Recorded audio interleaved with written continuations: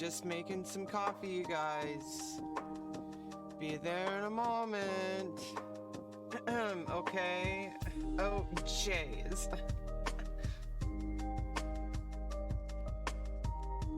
Hold your horses. We're gonna be there in a second, okay? Just calm down, okay? Just calm down. I'm looking at you, chat. Stop spamming. I'll be there in a minute, okay? Just calm down. Calm yourselves. Have some decorum. This is chess.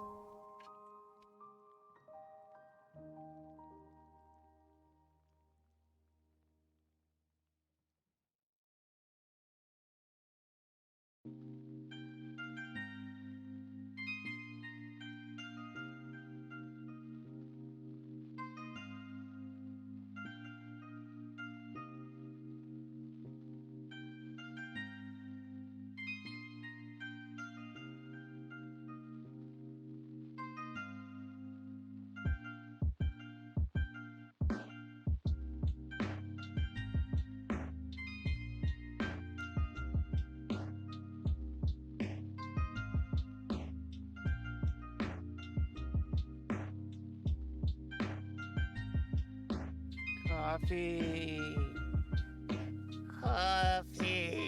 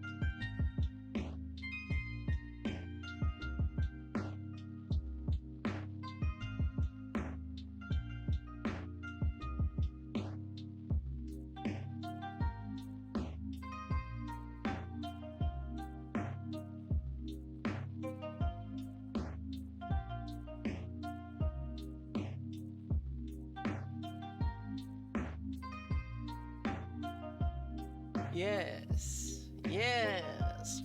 Yes.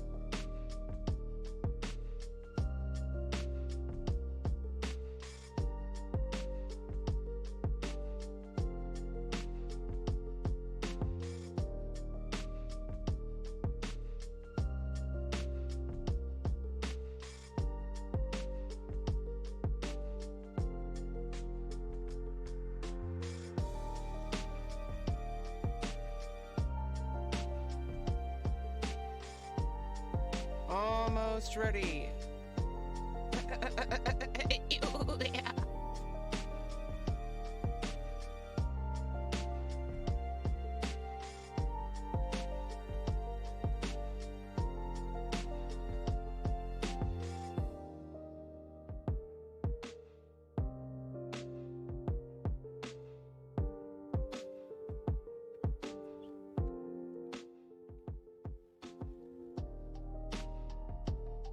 Monsters speak in the dark, cowering in fear. As our beacon in the light shines, she will not stand for evil. She will get up and fight, and continue to do so. There is no meaning.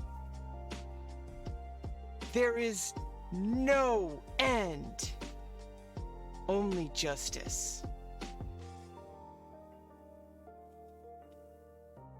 And she is live. 3, 2, 1. Welcome Rebecca Lauren to the stage. Oh, you're too kind, okay? Like, wow. You know, such an amazing introduction. I can't even, okay? Like, this is amazing. That somebody would go to the lengths to introduce me, you know, as a beacon of light against evil, okay? Like, you know, I'm just doing my best, okay? It's all in a day's work, okay? You know, just drinking coffee and playing chess. Like literally all we're doing, okay? Like, that's like literally all we're doing. We're sitting down at our computer and playing chess, okay? Like, you know, like, I appreciate the swooning. Prepper Parman. Oh, thanks for the sub, Sophie. Oh my god, thank you. Welcome to the team. You know, we're here and we're gonna assemble. You know, Rebecca team assemble. You know, I wish I had more perks for you as a sub, but we're not quite there yet in our channel journey, okay? Like, I'm gonna be real with you, okay? Like, there's, like, you get some emotes, okay? Which I actually need to change at some point, because the emotes are all chess pieces and they're color-coded, which obviously isn't too big of a deal right now, but I'm thinking about the future, and if I'm gonna be playing in, like, chess tournaments on stream, and, like, you know, I have to go in emote only mode and stuff like that, people could potentially cheat with that. And obviously, you know, I'm kind of shooting myself in the foot saying that, but the thing is, it's like, you know, I would need to change the emotes by then. I don't have an amazing team of people to form together emotes, so we kind of have to be like Voltron. And we have to come together and create this, like, giant amalgamation of chess and Twitch and YouTube and Twitter and TikTok and all sorts of all these things, and Reddit. You know, Reddit, you know, Reddit's not about me, Reddit's about you. So we're not there yet, okay? Like, Reddit is far off in the horizons, okay? Like there, where, searching for land. All I see are dick butts. Oh, well, that's Reddit. Okay, let's go, Reddit. Twitch talk, okay? Like, get with the times, okay? Get with the times, man. We're in this day and age where you have to be like Twitch, Twitter, Talk, Tube, it. And then you also have to be on some random underground forum that nobody's heard of, okay? Like, that's a requirement, okay? Like, you have to be on, like, some random, like, deep dive of a forum, you know, that nobody knows about, that only hardcore gamers and hardcore fans go to. And it's like, you actually have to go through like a vetting process. So there's actually like a forum that's like a forum, quote unquote, but it's like the mods like see who actually gets to join the club by watching what people do here, and they're like, hey, we're gonna pull you into the real forum. But little did you know, that forum is also a testing forum, and then they're gonna pull you into this other real forum, and that one's a test. The mods think they're in control, but really there's other mods in charge of those mods. And then where does it end? Where does it end? Am I even the top level? Who's above me? Who watches the watchers? What is going on? We're gonna be playing some chess. Okay.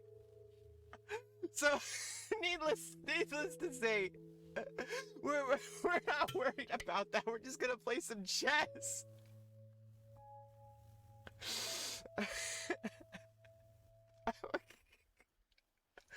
Okay, so I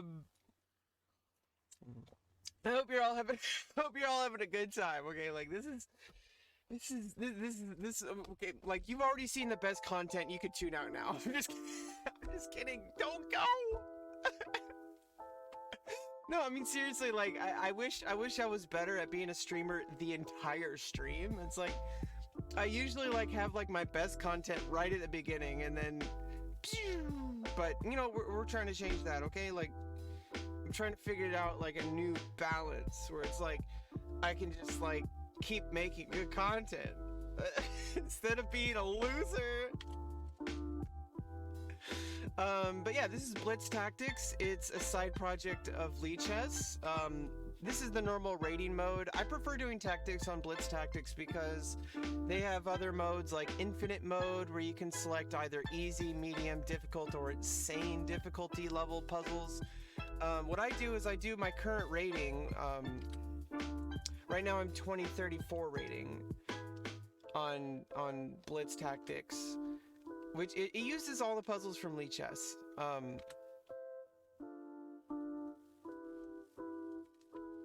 But as you go, it gets stronger or weaker. Obviously, how rating works.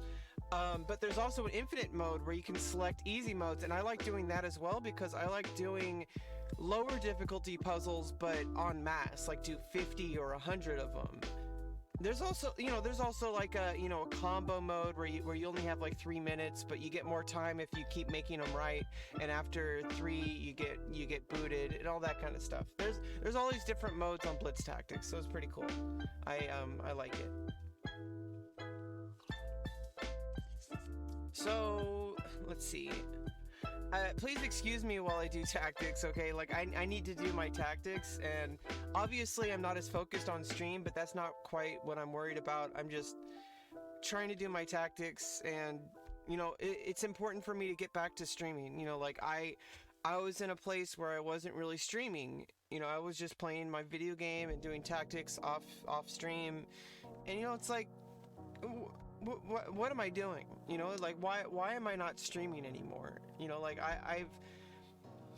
I've been streaming since July of 2019, and it's been quite a journey since September, around mid-September when I started my transition, and we've been transitioning like it's not just me, it's me and my doctors and my therapist, but it's also you guys here on Twitch. Like you guys have been a huge part of my transition, and I don't know where I would be without Twitch right now. Like honestly, like who knows where Twitch can take me in the future.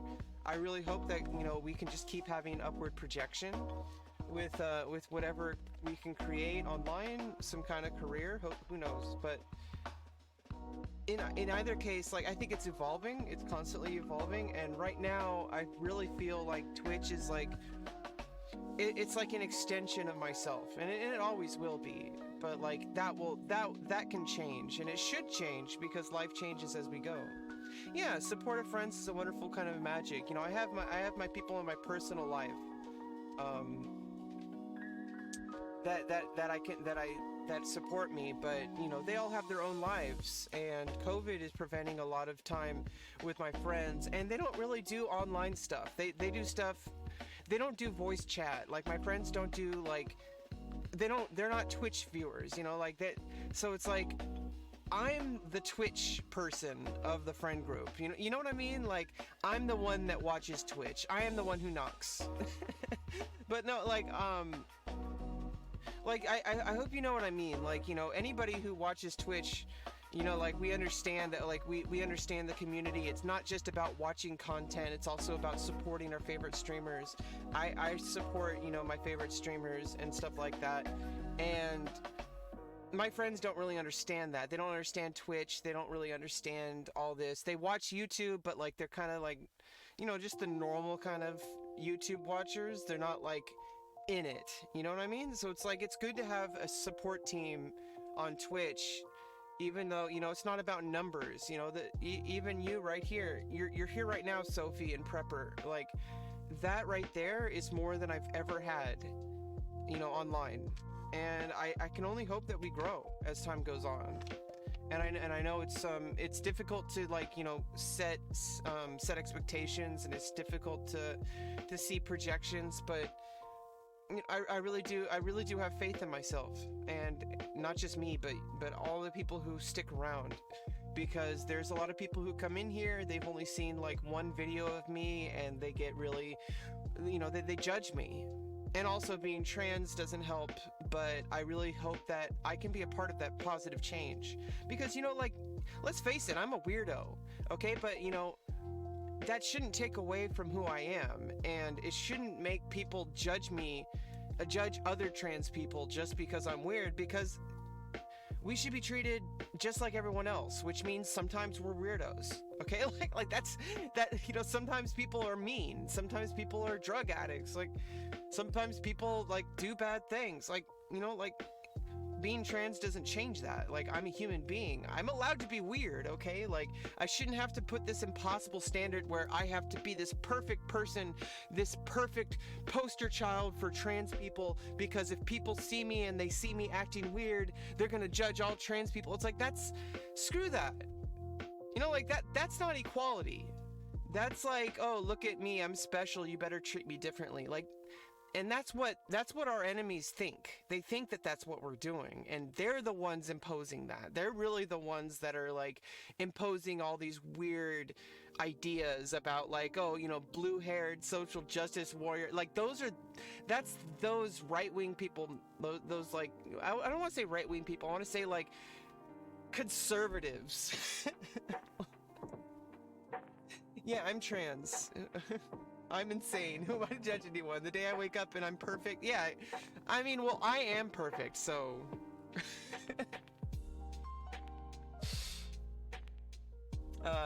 That's the end of that discussion.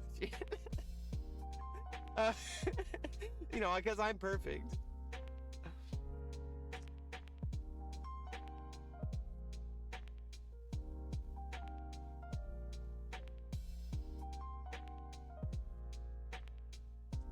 Yeah, I don't.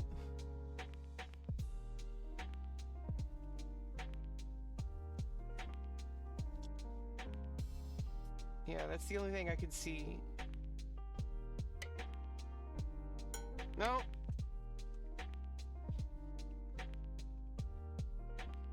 Okay, so this is the first move. Probably ruin. Okay, never mind. It didn't ruin anything. Okay, let's see. The bishops are here.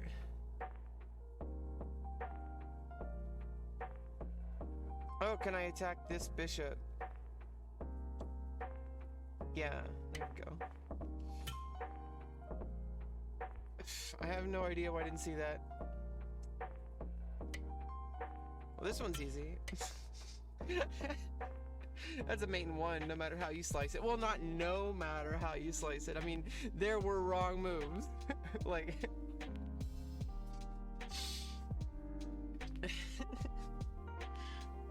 I entertain myself. In the end of the day, like, regardless of whether other people think I'm funny or whatever, I think I'm funny.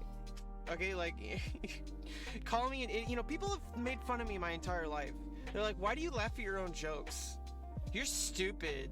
And I'm like, okay, well, at least I'm not calling people stupid just for trying to enjoy life, you know, like, like, you know, like, I feel like that's worse than what I'm doing, which is just enjoying life and trying to make the best out of, you know, sometimes really bad situations.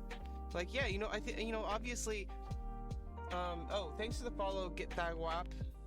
I don't know what that name, that's, get the.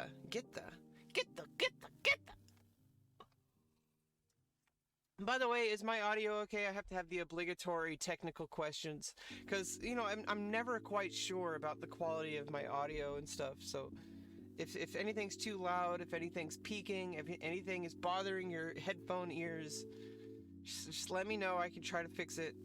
It's like, we're here together, okay? Like, this isn't, I'm not perfect. Okay, like, I'm not some kind of, like, top tier streamer. Sounds clear over here. Yeah, okay, good. I'm always trying to look to improve my audio. Like, I only have like a $40 mic and like a $40 webcam, and, you know, I don't have the best quality setup. I don't have the best, you know, I don't have the best acoustics. You know, I'm in my room, and it's a tiny room with a lot of like soft material, so there's really not anything for, like, I mean, I guess that's sound insulation, so we don't get crazy like reverberation or anything like from the walls, but, like, you know, it's a very small room, and it, you know, we could have better acoustics, we could have better equipment. Obviously, you know, I don't want to spend thousands of dollars right now. I don't have that kind of money. Okay, like, I think it's fine right now. You know, all you really need is like a freaking $5 webcam and a $5 mic. You know, and a computer that's like, you know, Windows 98, you know. I mean, because, like, in the end of the day, the stream is about the streamer, not the content, because you'll see some people who have, like, you know, they're great at streaming, but, like, you know, they're like me, where it's like, I've been told that, like, you know, I'm not necessarily a bad streamer. It's just, it's really hard to get clout, and it's really hard to get people to notice you. And also, it's like, you know, like, people are here because of you. They're not here because of your, you know, they're here for your unique perspective and the kind of content that you create, not necessarily the game you're playing. And yeah, chess is a great game. We all play chess. Anybody can appreciate chess. Anybody could be looking at these puzzles and say, okay, well, I'm going to try to solve those along with, you know, the streamer. But, like, you know, it's, in the end of the day, like, you know, anybody could just load up chess on their computer. They're not here for the chess necessarily. You know, sometimes people are here for, like, the you know, the banter, and the, you know, hopefully at some point we can have more guests on stream. I try to be selective with guests. I've had random viewers come on stream before, and it's had disastrous outcomes. People saying the N-word, and I'm like, whoa, like, you know, stuff like that. You know, I need, there needs to be a certain amount of trust, okay? The music stop? Let me put this in a new window, by the way. Okay. So that we don't screw up the stream anymore. Okay.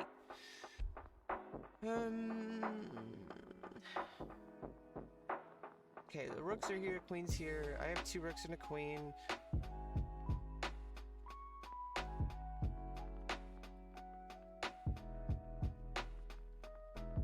This is why, you know, like, it's good to do the harder puzzles, because I'm more around my rating now. Like, this is like the 2000 rating puzzles.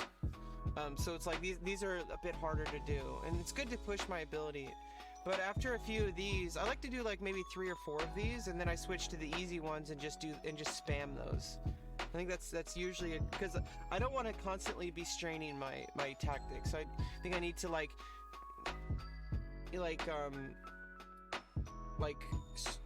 stress and then release. Stress and then release. Like, I don't want to stress all the time, because you need to have that release. Oh, that's sweet release. It's not that kind of stream, you guys.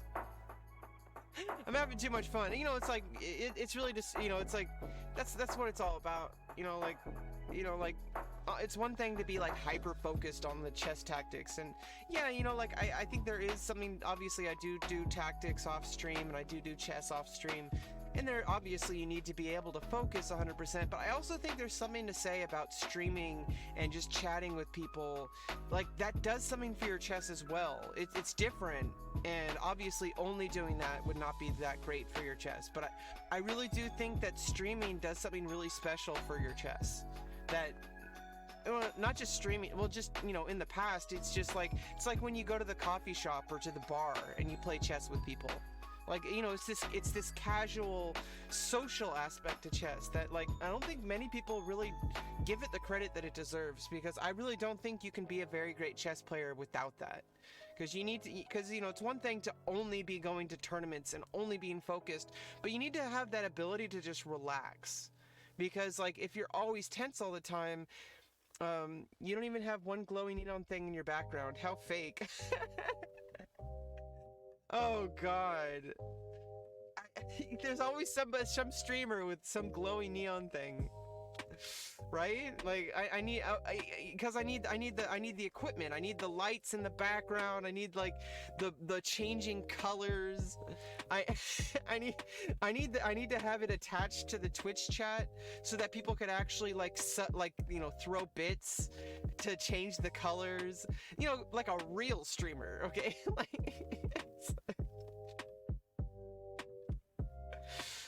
Oh god, we're having way too much fun today. You know, I'm gonna be serious.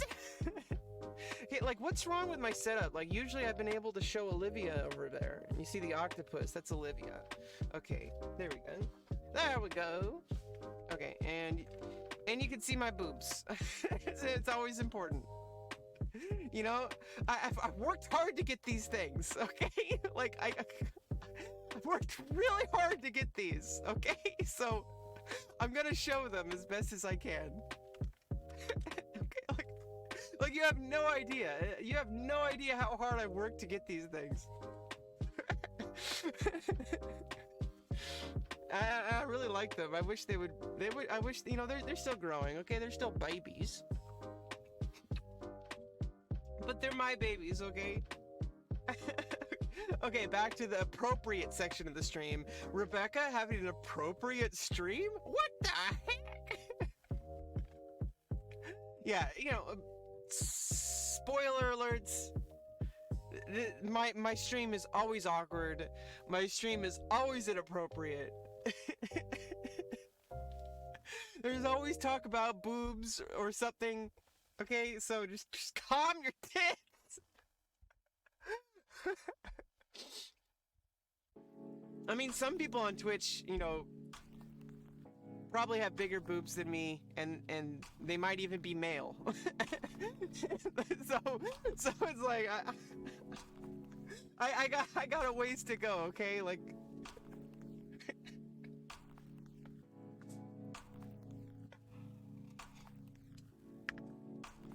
awkward silence after talking about man boobs.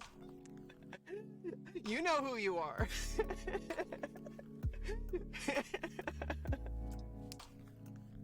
Okay, I'll focus. Focus, jeez. Like, I want to put the rook here, but obviously the queen will take. I mean, there's no tactic here because that just loses the queen. Threatening here, and then that's checkmate. So you move the queen to defend the pawn? Oh no, you can't move there.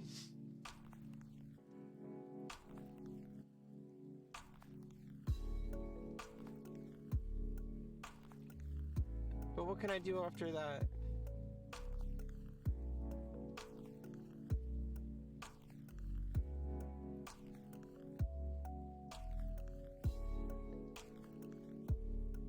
So threatening a mating attack. Oh.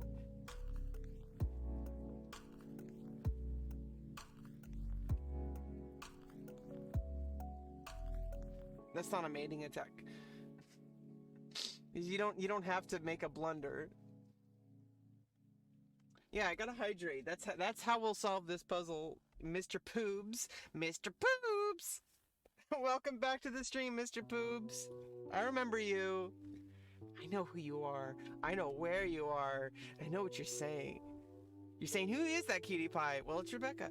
I just referenced myself. Welcome to Rebecca's stream, where I reference my own clips that don't exist anymore because I cleared them out because of possible DMCA, but I downloaded all of them and I put them up on YouTube, but only the first 9 hours. There's 24 hours of clips that we had from July 2019 till October 23rd, 2020.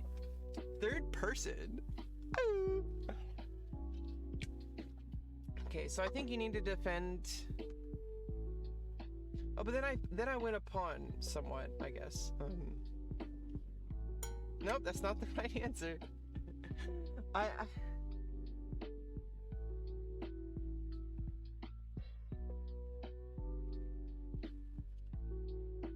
Oh, threatening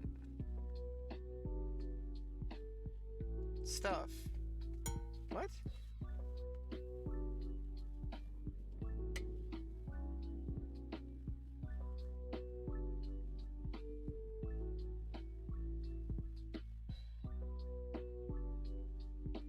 What? Oh, threatening mate.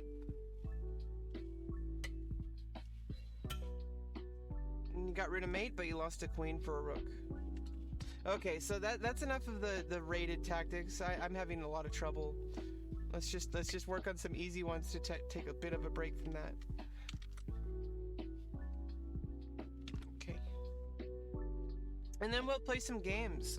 If anybody wants to play, just let me know. But I need to get these tactics done. You gotta do your daily tactics. So it's like doing your daily butt wipe. Only once a day. If you've done it once, then you met your quota. You don't have to wipe your butt any more than that.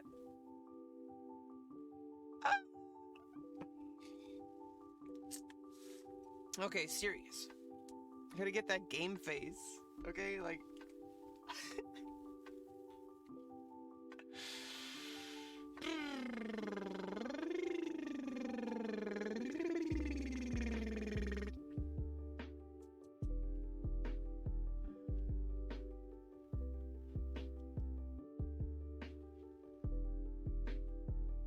I don't know why I'm having trouble with my tactics today. Does it absolutely have to be your own butt? Yeah, exactly. If you wipe someone else's butt, then you don't even have to wipe your own. Yeah, you can just leave your butt raw. Okay, I don't like this topic. This is going places I don't want it to go.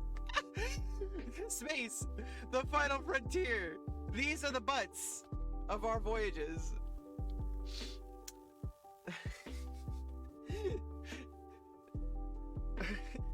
To go, our 5-year mission.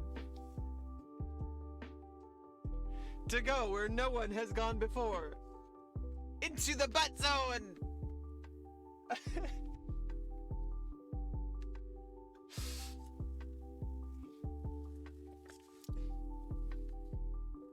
Space, the final frontier. These are the days of our lives. Does anybody actually remember Days of Our Lives? Like, I never really watched it, but like, it was a soap opera. I knew it existed when I was growing up. Like, cheeky, I get it. Like, Days of Our Lives was like something that was like a part of my life, but I never watched. Like, I just knew it because my mom and my brother watched it. Like, like I just remember there was a part where like there was a spoiler alert. There was like a woman who was like possessed by the devil at one point. I mean, this is all standard. Like, I guess they like set a lot of standards for like, they broke a lot of like boundaries for soap operas that I don't know. Apparently that's what it was. Like a lot of the soap operas, like kind of like, you know, there was like Dallas, and then there was like Young and the Restless and stuff like that. But you know, All of My Children or whatever. And then there was Days of Our Lives, and like Days of Our Lives like pushed like the plot lines. I don't know. Either way, there's so much to watch. I would never watch it. Like honestly, like You know what? I used to hate the idea of soap operas, but like, I kind of respect it because they actually film it live. Like they actually do the filming, like with the music, like the person doing the mixing and all that, and like they actually record the scenes live, like that. I didn't know that. like that's actually, I didn't know that until later. Like that's pretty cool. Like that's like total like amazeballs to me. Although it just kind of it kind of turns into a meme where it's like, I'm your ex-wife, ghost inhabiting your brother's body, who got in a helicopter accident, and then he had a brain transplant with me, and now I'm having sex with your boss, and your boss is actually a ghost.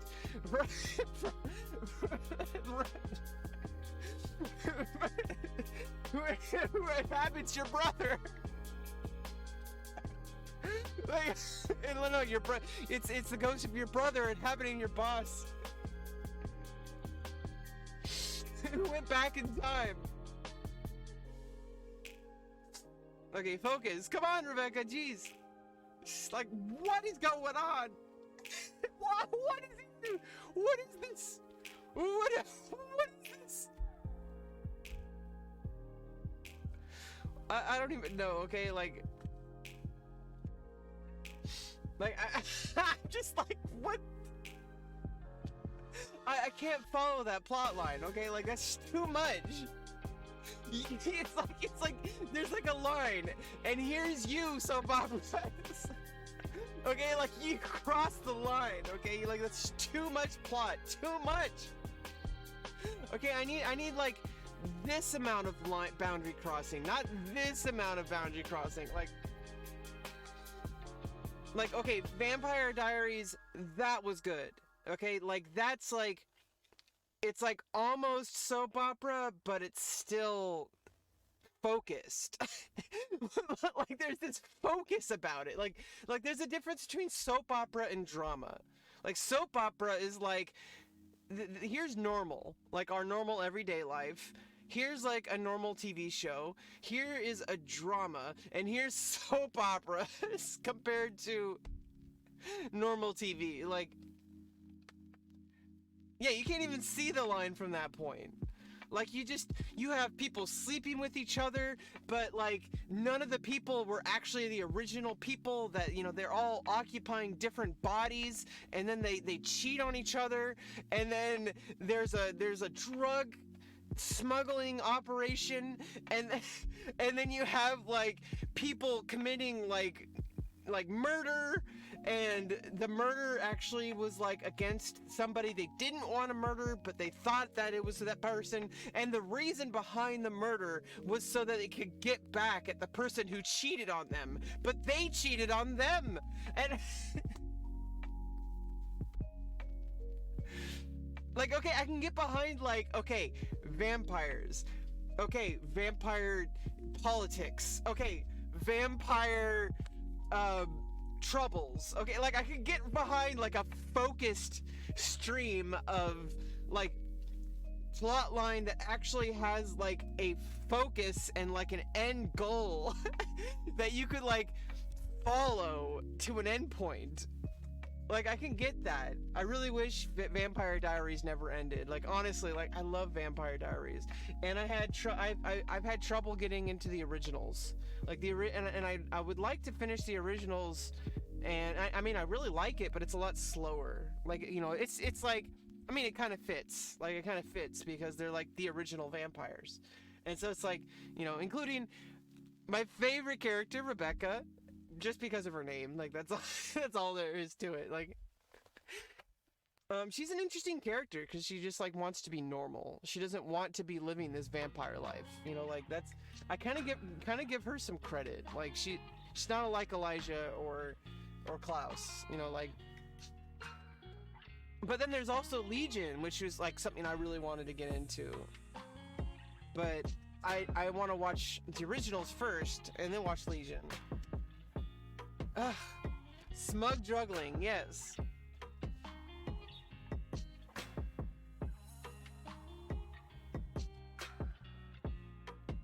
I don't know why I'm not seeing any lines here. Just take the knight.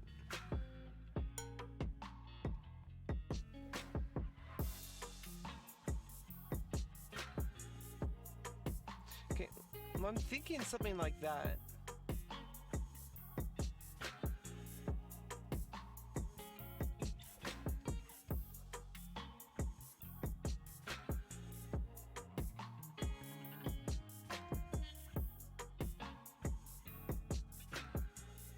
What is up with this puzzle?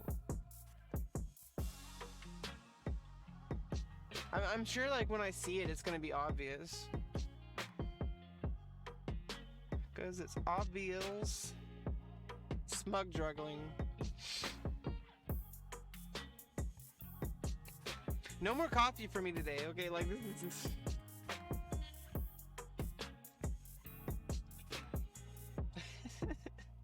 No, more coffee, Rebecca. This is content. Okay, like, seriously.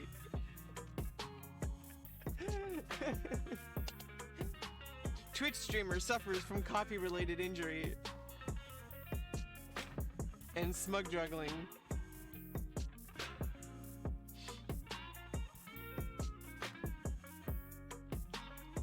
Those are the headlines. In case you didn't get the joke! Like, I have to explain my jokes even though I'm the only one who needs explaining to. Like, I made the joke, but I need it explained. Like, okay, Rebecca, we're gonna sit you down and, like, explain this joke to you. Don't do anything I wouldn't do. I'm gone.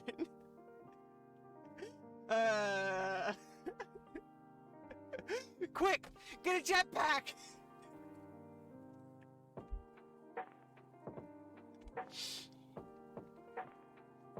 A jetpack and a crack pipe.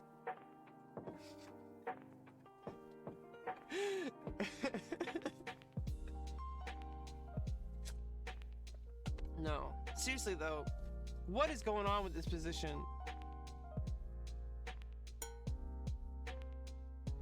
Oh! What am I thinking? Attack the queen and bishop.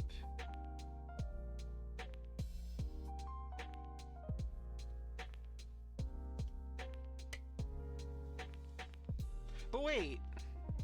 Okay, let me...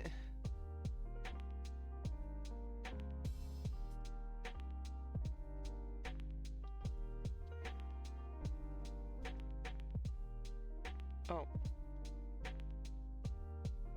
Why not continue to defend... Oh, obviously. Why not continue to defend the bishop?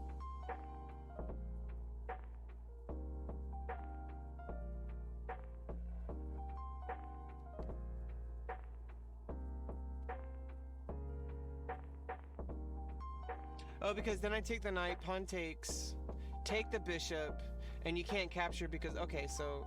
Yeah, let me...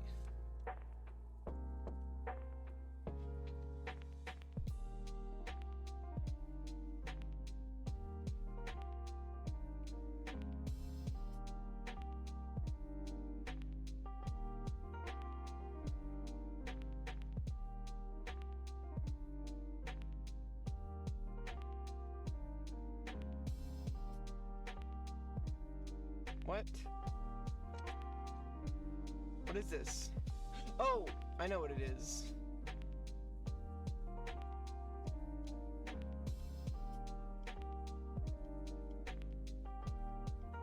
There.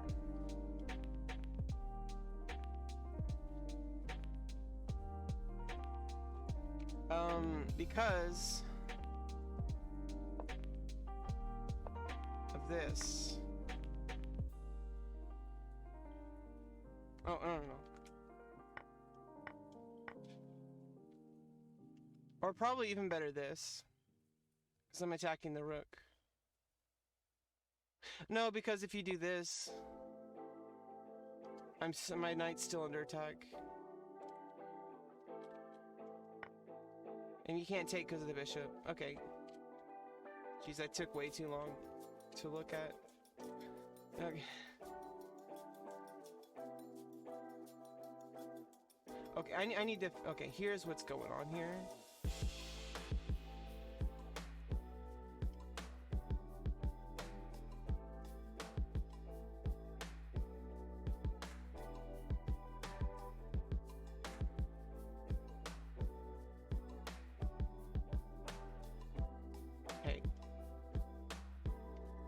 So now if I go to Lichess, I can just click this. Sorta. Not really. Ugh, okay.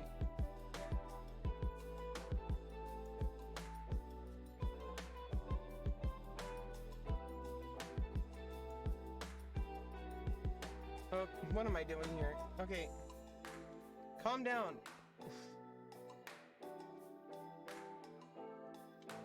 Calm down, okay? Like, seriously, calm down! Okay, yeah, let's just get back.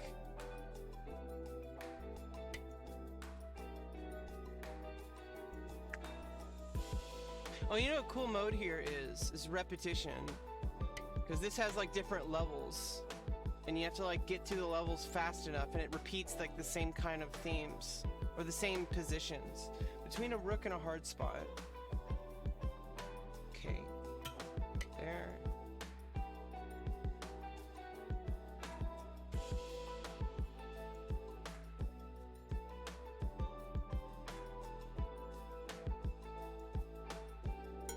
What?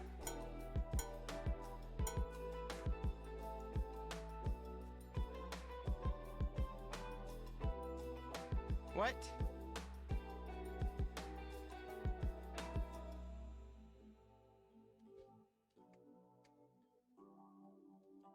What? What am I missing here? Yeah, Blitz Tactics. Hey, Hippo, welcome back. It's been a while. Glad to see you back. Good to see you again.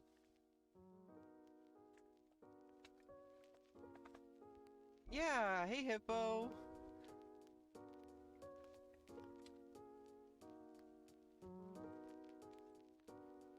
Yeah, something... Oh, the different chess view cuts it off here.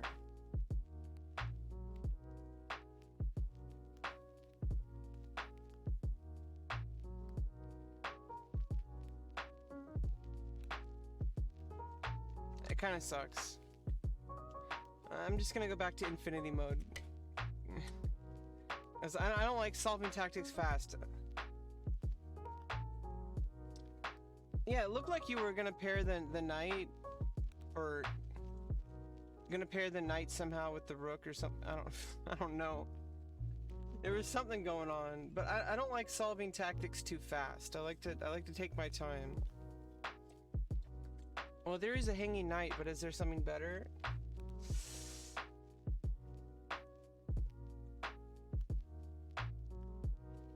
My laptop is like disconnecting and reconnecting. It's so annoying.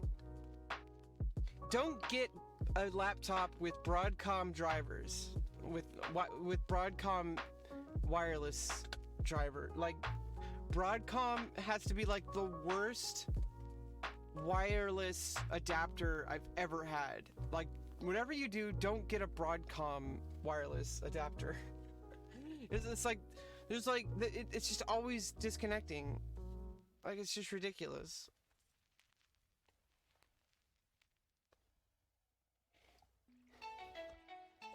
Like, there's nothing wrong with my internet. On my desktop, you know, I have a wired connection. I have Xfinity internet, you know.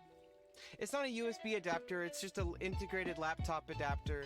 To be fair, it's a Windows only adapter. But the problem is this laptop is like too slow to run Windows, but it came with Windows 10 on it. It doesn't make any sense. Like it has too little disk space to even run Windows. It's like you have like it's like a 30 gigabyte hard drive, and the operating system takes up like 20 gigabytes. Or yeah, I'm running Linux Mint on my laptop. I think it's like a 50 gigabyte hard drive. But like the operating system for Windows 10 takes like 30 gigabytes, and it keeps climbing because every time they do a Windows update, it requires all this disk space to download it, and that means I can't do anything else other than just run the operating system. I don't know what they were thinking.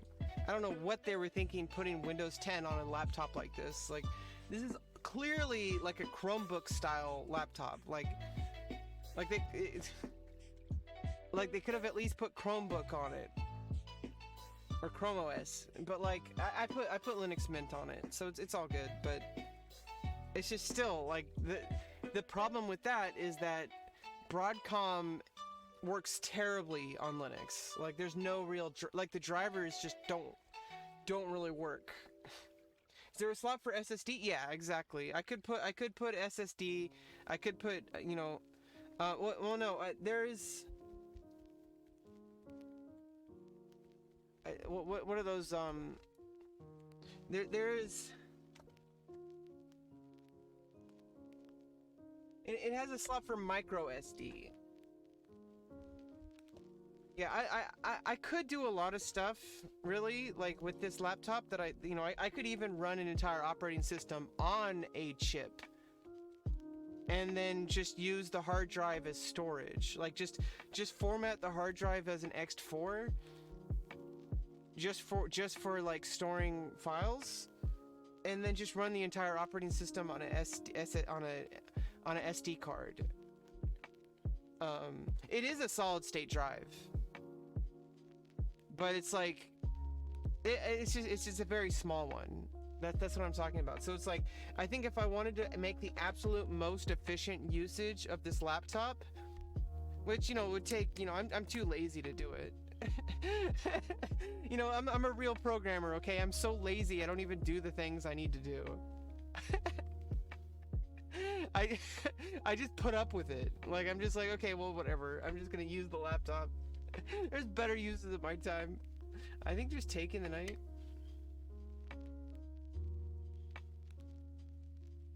Oh, and then I can win the pawn. Right? Oh. I'm in check.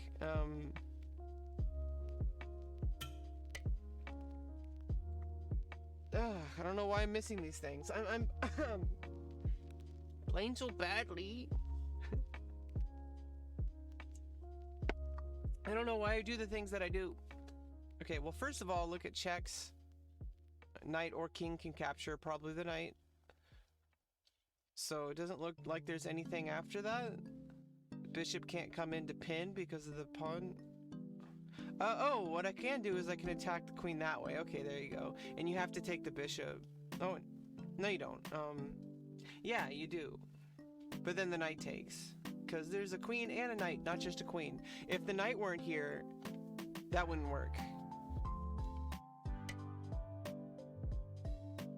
Oh, so instead you just take the bishop and settle for the rook loss. Look, I don't want to scare nobody or anything. Really trying not to be all doom and gloom, but in all fairness, you should be warned. I'm back. Well, thanks for warning us, Prepper. I'm so glad. You don't need to. You have no idea, okay? Like, you don't need to apologize. Have you met me? Okay, like don't feel bad, okay? I love your presence here. Like, seriously. Welcome back. I'm really enjoying you. I'm really enjoying you here. So don't feel bad. I mean, obviously, I think you were joking, but I just want to, I'm a chess player. Okay, I address all angles. Like, because what if you were really like? Because I know what it's like. Because whenever I go into somebody else's channel, I feel like the channel is worse for me being there. And I don't know who hurt me. Like, I mean, I do, but like, I don't want to get into it. But right now, at least.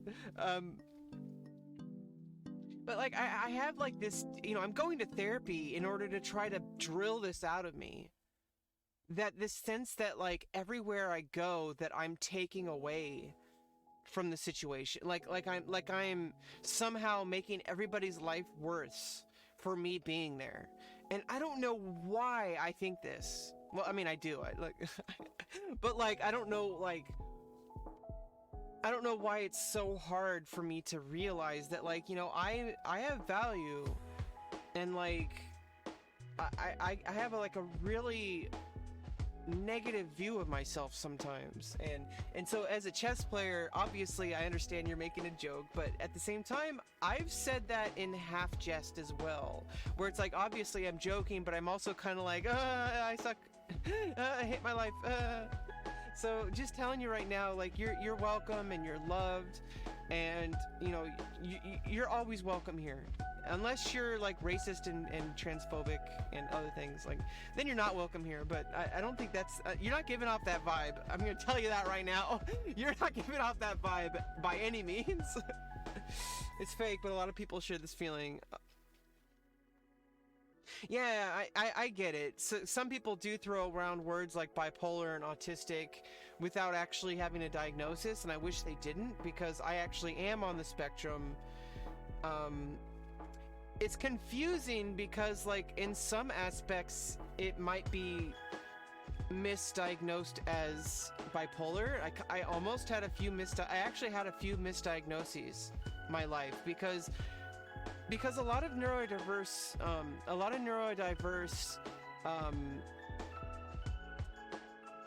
conditions, I don't know what the better word is, a lot of neurodiverse conditions like autism spectrum or ADHD or bipolar or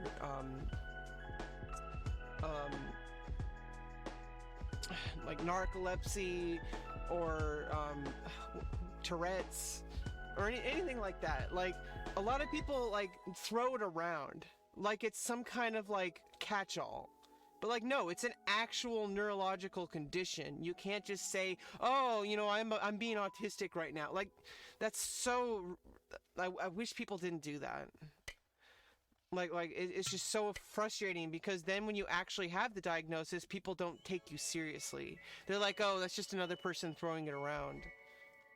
I even had one person accuse me of self-diagnosing. That was so frustrating. Yeah. Everything's on a spectrum. Everything that exists on this planet is a spectrum.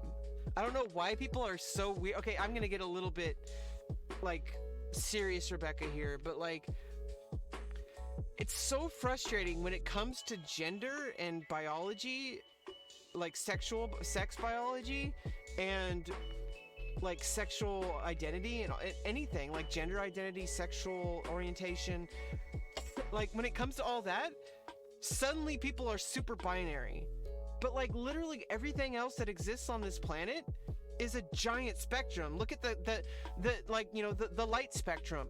We have like UV lighting. We have you know, like, there's ultraviolet, and what's the other ones? Not subviolet. There's like two ends of the spectrum. There's like ultraviolet, and there's what, X-ray? No.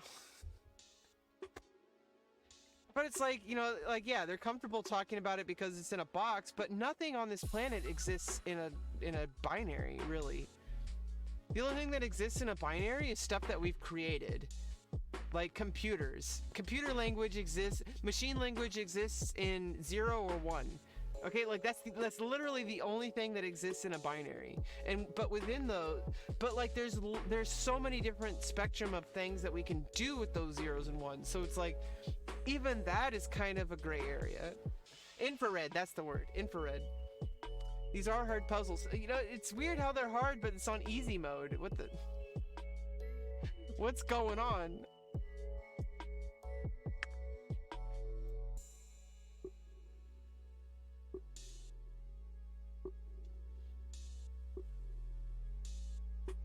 Okay, well, I can take the rook.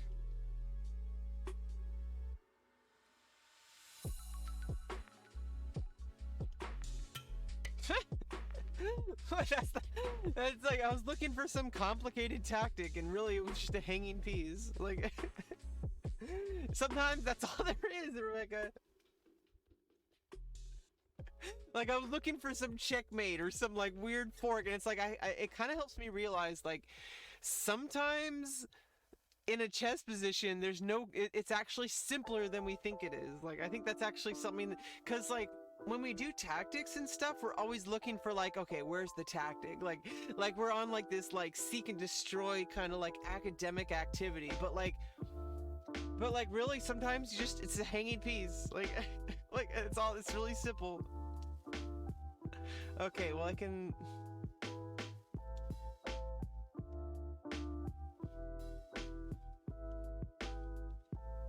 Oh.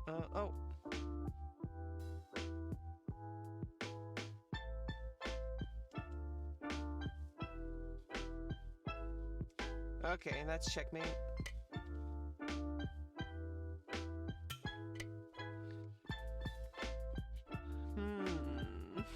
Survey the position. Okay, look at the pieces. Look for checks.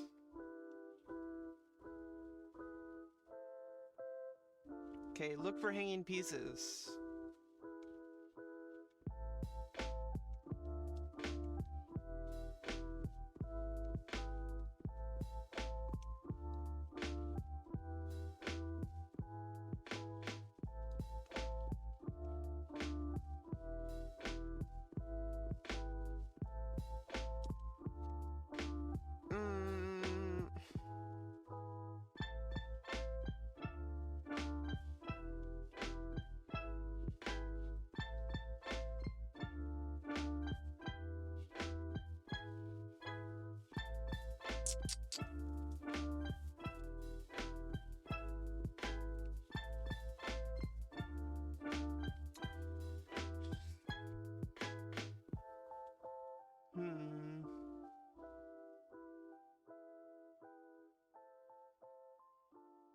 Yeah,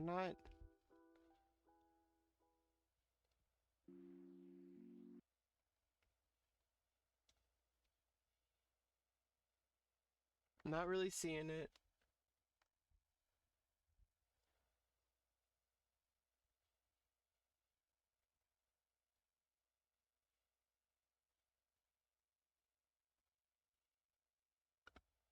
Meh.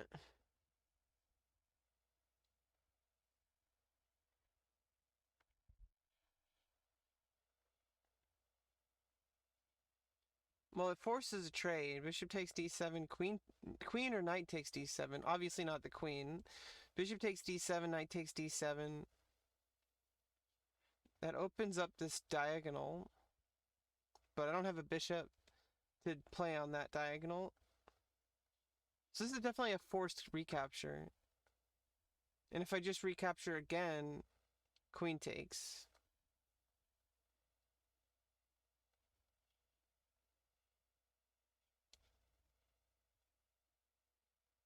And it would be all even trades, which is probably not going to help me in the endgame.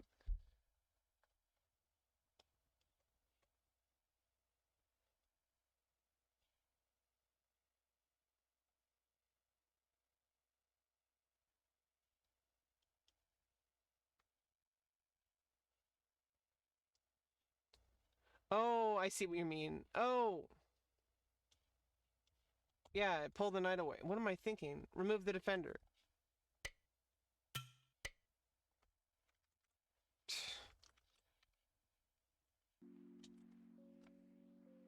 What am I thinking?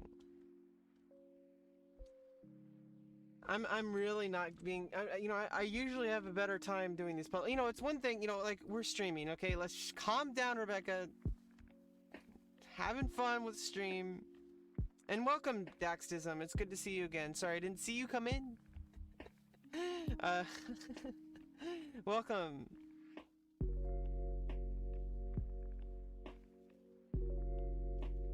Okay, well, look for checks first. Okay, that does get rid of castling. Because there's no way to defend. Oh no, you can move the knight there. That's.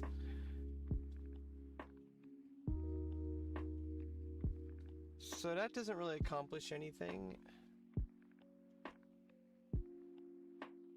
It'd be easier if clarified whether you were looking for mate or looking to. Well, the whole point is that you just, it's your turn to move. That's like, to me, that's how you should do tactics. Is just pretend like it's an actual game. And like say, okay, well, what can I do here? And obviously, it's still not the same as playing a game, because in a game, it's like you got there from a starting position and like you're not, it's weird because if we treated our games more like tactic puzzles, and if we treated our tactics puzzles more like games, I feel like we would be better chess players. It's so hard to do it. Yeah, a lot of it is feel based. But it's okay, like, Oh, okay, I can attack the bishop because the bishop can't escape. So I think you have the best you can do is get 2 pawns back. So I attack the bishop, bishop takes pawn, pawn takes bishop, queen takes pawn. Oh! Or you sacrifice that way. Okay, it's because that opens up my king. I see what you're saying. Well, they're not saying anything, but they are. Yeah, so that bishop sack is better than the other one, because this one would have just gotten the queen side open, but this one opened, you know, created an opportunity to make a pin on the rook, opens up the king. King has to like somehow get out of that. That's better. I wonder why not queen check first. Yeah, maybe queen check and then move the pawn. Oh, because then you move the knight there and the knight defends that. Because that's why. Because if you do the queen check first, it forces the knight to move further into the game. Anyway, new puzzle. Okay, so is there a mate threat? So if I could make a mate threat here, black can check here, and then there's actually no further checks. So you have to like move the pawn here, and I'm gonna bishop. Oh, guess not. Oh, take the bishop. Oh, checkmate.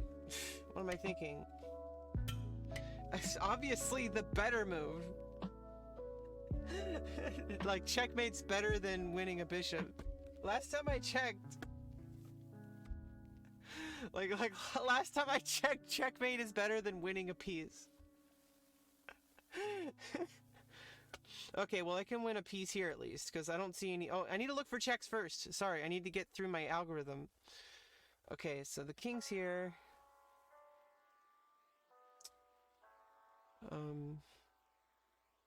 I don't have any checks. My opponent have any checks. Okay, are there any threats my opponent's making? Okay, attacking the queen. Oh, I could counterattack the queen. You take, I take.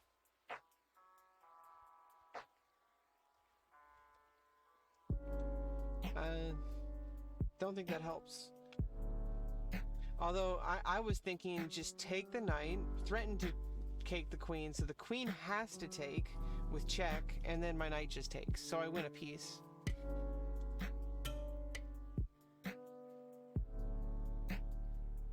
Well, I can create a pin. Oh, I'm looking at the it's like I need to look at the things that I need to look at first. I need to look at checks first. The only checks, it seems to not work. Bishop takes. I just lose a rook. And if I take that rook, bishop or king takes, so...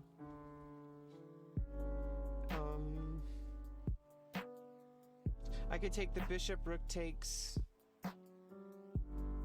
Oh, and then I get check. And I win a queen, okay. Because I'm threatening check with winning a piece. And so you take, check, and then I get the queen for a rook. You have a hard time remembering positions after they're not in front of me. It takes practice. Trying to visualize the board. See, the thing that we all know, this is how you visualize a board blindfolded. This is the starting point anyway. Is we all know that the bottom right square is a light square. And if you can start from that, you can reset you can reset the board in your mind anytime. And trying to remember which squares are light squares and dark squares. That helps the most with visualizing a board blindfolded. And if you see that, like, well, first of all, we already know that we can split the board between king side and queen side. But if you split the board into fourths, where you have the king side, you know, set into fourths, and you have the queen side split into fourths, And you notice that it's the same pattern each time. Like the bottom right square of each of those is a light square. And so you remember 1 through 4 for white, or 8 through 5 for black, are always going to have a light square in the bottom right from that point of view. And it's always going to be the same exact setup. Like it's the same pattern repeating itself. And so you could always visualize that way. And if you remember that, if you look at A, C, E, G, I remember this because I'm a musician, and A, C, E, G is A minor. A, C natural, E, and then G. Okay, so that's A minor 7th. So it's like, I remember the dark squares, the odd numbers for so for A, C, E, G, which is A minor 7th. For the odd numbers, for A, C, E, G, the odd numbers are dark squares and the even numbers are light squares. So 1, 3, 5, 7 are all dark squares, and 2, 4, 6, 8 are all light squares. And for B, D, F, H, which is just, I remember that because, you know, like just B, D, F, H. I don't know how I remember that, but B, D, F, H. So for B, D, F, H, the odd numbers are all light squares. And so remembering the square colors is actually like really key to blindfold visualization, because if you can remember that, like, oh, my dark squared bishop is on G5 because it's on a dark square and it's on the king side and it's in my opponent's camp, and it's like, and then you can remember, okay, well, there's a knight here on H6 and I can check, and it's on H6, which means it's an even number, so it's a dark square. And it can move to a light square, F7, to check. Okay, and then you have knight F7 check, and that's checkmate. Oh, no, it's not, because I win a rook for a knight. Okay.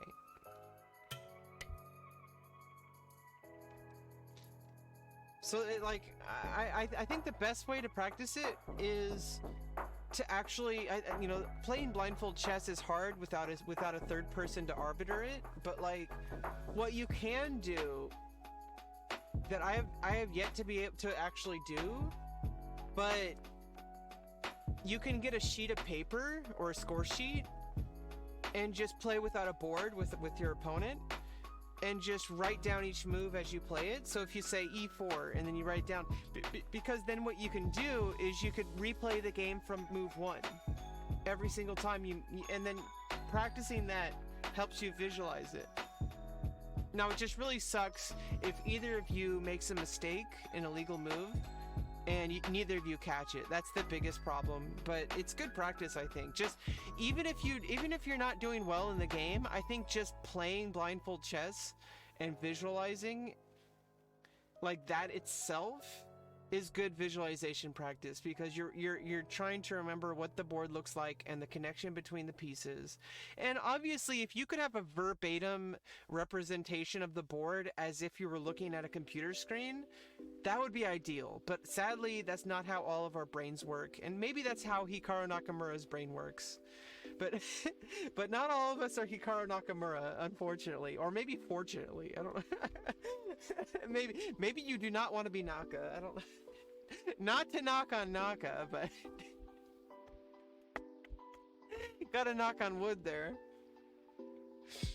Making flashcards with squares, and I mean, there's a whole lot of stuff you can do, and all of it's good. There's a whole bunch of stuff you can do, and the thing is, there's no magical solution. Like, it's just like doing tactics. You just have to do it. Like, it's just a matter of like understanding that your brain needs to form connections that weren't there before. And everybody has a different brain, and everybody has a different way of forming connections. And I feel, and this is my hypothesis, because I have an autistic brain, and I understand my tendencies for learning is I have a very like solid foundation of being able to learn new material, but it might take me longer to learn it. That's like I mean, it doesn't all the time. But no, here's the thing, is that sometimes I learn things quickly, but it's because I'm drawing on past knowledge. And it's actually fast because I took the time before. And that's how I learn. Is everything that I learn now is based on hours and hours and hours of hard work that I put in before. And because chess is so difficult for anyone of any kind of brain, like even geniuses, like I don't want to say I'm a genius. I've been told I'm a genius, but I had like absolutely no problem learning material in school. Well, except for math, for similar reasons why I think I have trouble with chess. But once I learned the foundation of mathematics that my dad helped me with, like I never had a problem with math ever again.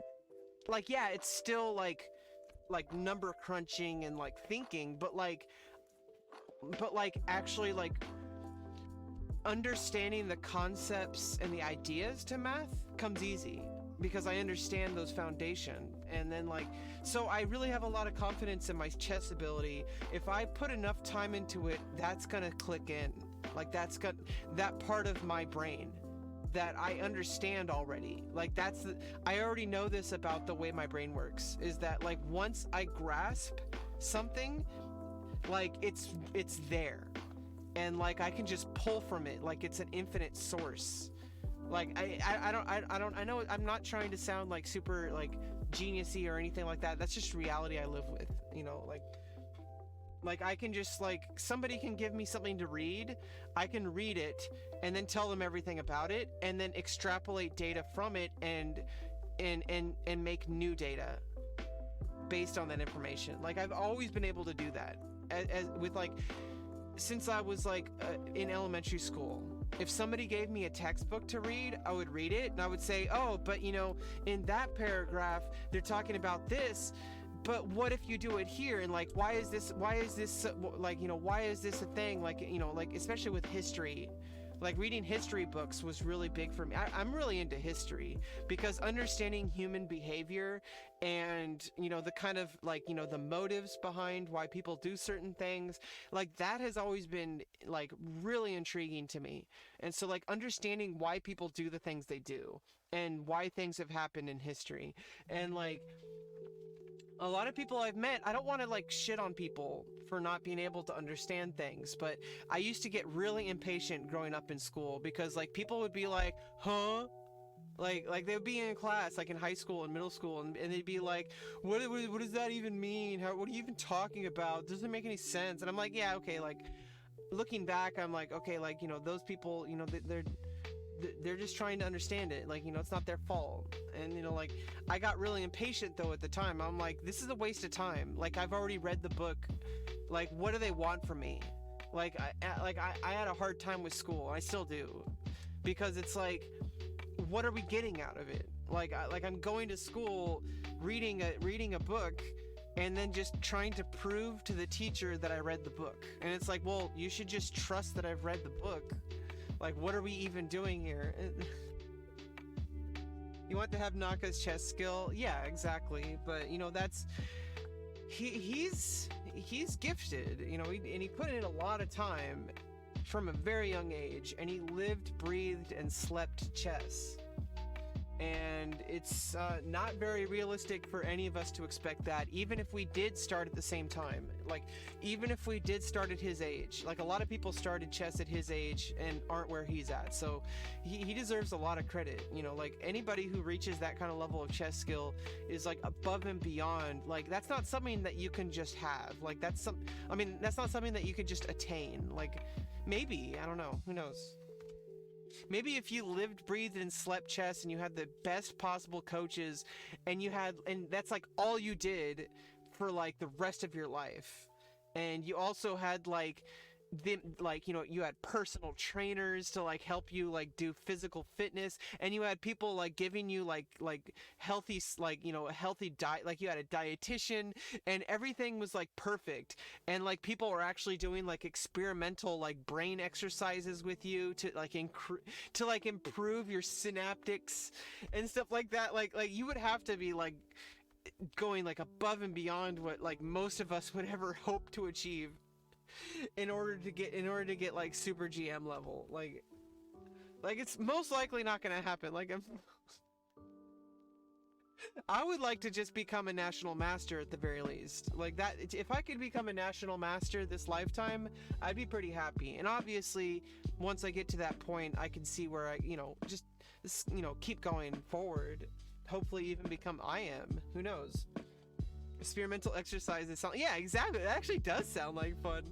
Let's sign up for some experimental brain exercises where we're training ourselves in like they drop us down like a pit, and we live in the pit and for like 3 weeks. But we don't know that we're gonna live. Like, for all we know, they could let us out in 2 minutes, or they could never let us out. That would be like, they could say, okay, you signed up for this. We're not going to tell you how long we're going to put you down here, and we're not going to guarantee that we're ever going to let you out. Do you still want to do this? That would be torture, exactly. But that would give you new brain synaptics. Like that's how you train your brain. Like that you put yourself into situations that would force you to think a certain way. Like that's how you form new brain connections. Like that, like I don't know if that would be very good. Even if you signed up for it, that's still torture. Like even if you signed off on it, that's complete torture. That's what they do in the military, though.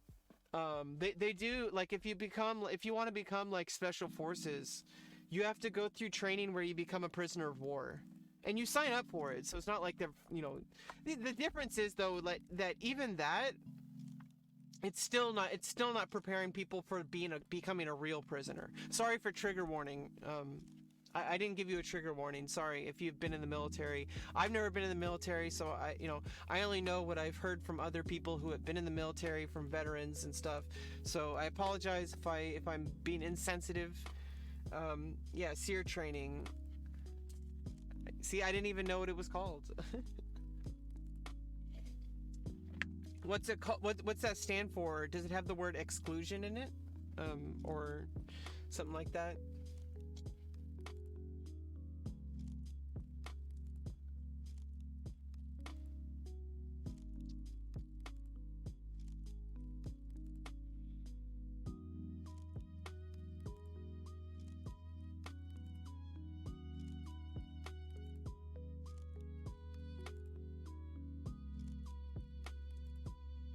Survival, evasion, resistance, escape. Yeah, so I only know from what I've heard from other people in the military is that when you go through that, they actually put you in like a cave, like not a cave. They put you in like a dark, like locked room, like in solitary confinement, and they treat you as if you were a prisoner of war. So it's like because you have to be able to handle that. And obviously it's still different because you're going to get out of it. Like, so I mean, obviously nothing could ever prepare you for that to really happen. But like, because you could click that in your brain. If you know that you're going to get out of a situation, and I guess you could apply that to the real thing too. Because there's always a chance either you're going to die down here, and if you accept that, then your brain can handle it. But so there's two options. Either you're going to die there, or somebody's going to rescue you, or actually there's three options. Or you're going to find a way out of it yourself.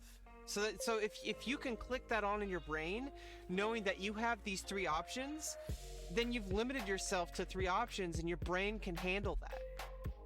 I know it's not good. Like, obviously you don't want to be a prisoner of war your whole life, the rest of your life. But if you can accept that mentally and say, okay, worst case scenario, I live here till I die. And obviously that whole time you're going to be trying to find either one of those two, to escape or to be rescued. And also being rescued is not a completely one-sided thing, because what if you could get access to radio equipment? All that kind of stuff. On the other hand, I've heard that children in orphanages in Romania lost some brain power because they weren't getting human touch. Yeah, exactly. I mean, I'm not saying these are good. I'm saying that the human mind knows how to endure. Like, if you can learn how to set that switch in your brain, then you can at least, like, get through it. But that's not saying it's a good thing. If you find yourself trapped behind enemy lines, yeah, the resistance part is to train you for torture and stuff so you don't spill military... Yeah, exactly, because if you spill military secrets, you're hurting the greater good. And then there's the question of morality, where if you're serving a country that you know is evil, you know, like if you're in a military where it's like, yeah, like your government is like a crime lord and like smuggles drugs and all that kind of stuff, and you're serving that military, then it's like, well, there's survival, because obviously if you desert, you're gonna get shot or something. But there's also like, well, you know, I don't know. It's these are hypotheticals I don't want to imagine. Like, honestly, sorry to bring the mood down. It's like these are just terrible things. Like, obviously none of us want these things. Like, I just want to live my life, okay? Like, why are you doing this to me, Rebecca? You're just forcing me to think about reality. Yeah, I mean, I can all, you know, as you know, like, as troubling as I've had with, you know, as much as I've had like a lot of, I try to count the positive in my life, because I did get to grow up with parents, even though my mom was not fit to be a parent. I don't want to get into that right now, but, and my dad, and she forced my dad basically to, he was the only one providing financially.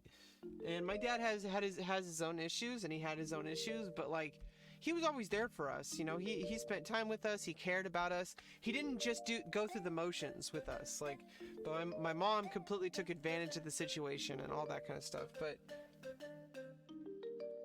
yeah, meanwhile, back in chess. Well, this chess position is a literal representation of the topic that we were talking about. This is the reason we talked about what we were talking about, was because of this position. It triggered a bunch of stuff in my brain. If that makes any sense. Like, this position has a specific brain mapping to me. If that makes any sense. I feel like that's just how chess works. Like it maps to your brain.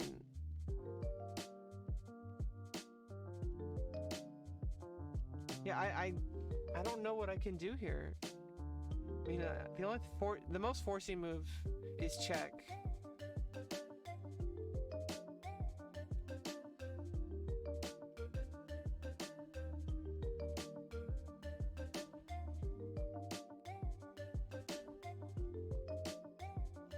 Oh, so if you want to keep the... Oh.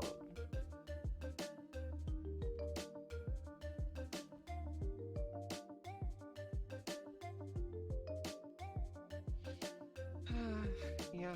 After this, I think we can play some games. If anybody wants to play games, let me know. I'm always happy to play viewers. I prefer playing viewers, but I can always just play in the pairing pool. Okay. No, that doesn't work out, really.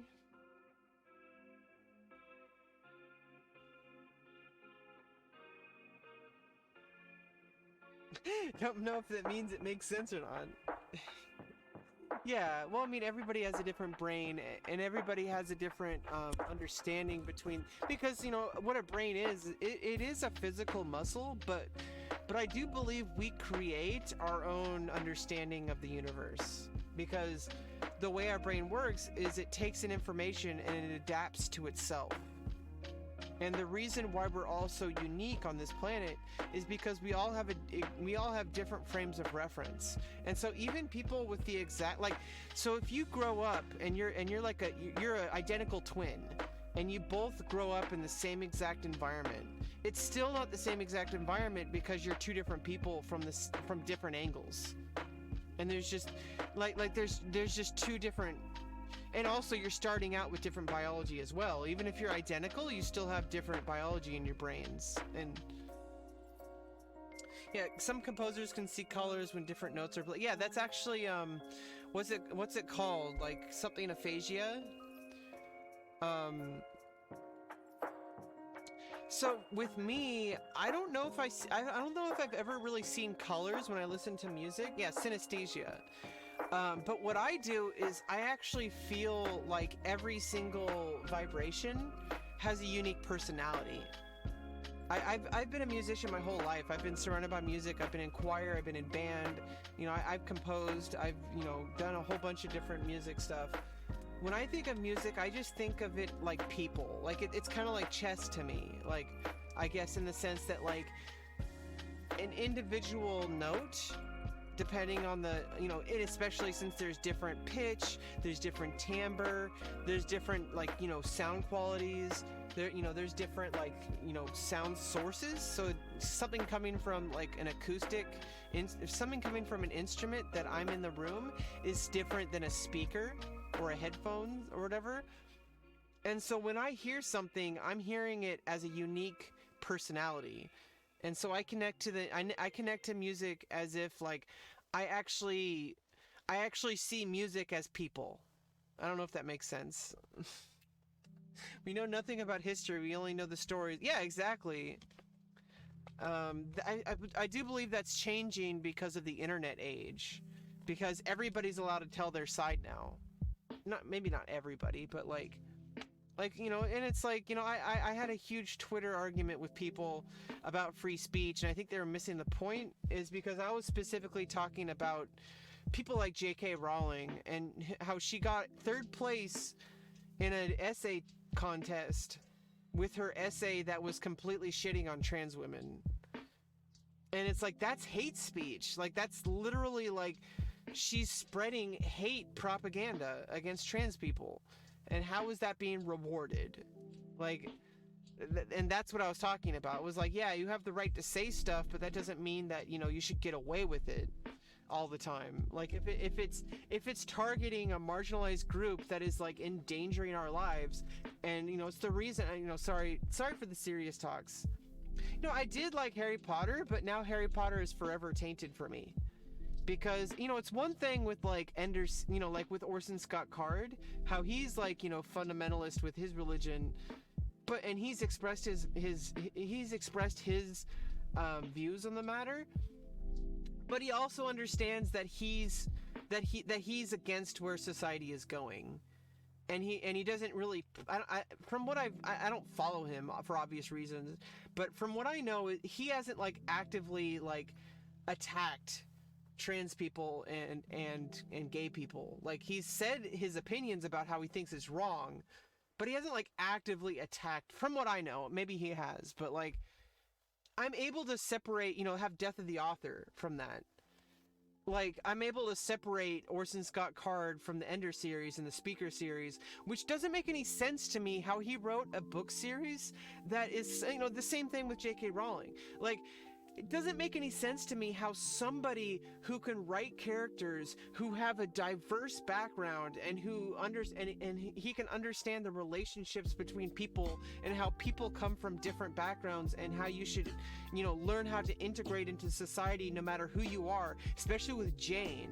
Like, she was worried about people accepting her. Sorry, I'm not going to give any spoilers, but Jane is like the biggest character in the Speaker first series, like who was like a huge example of like accepting people for being different. And it's like, and yet he can't accept gay people and trans people. It doesn't make any sense how somebody can write these characters and yet not accept reality.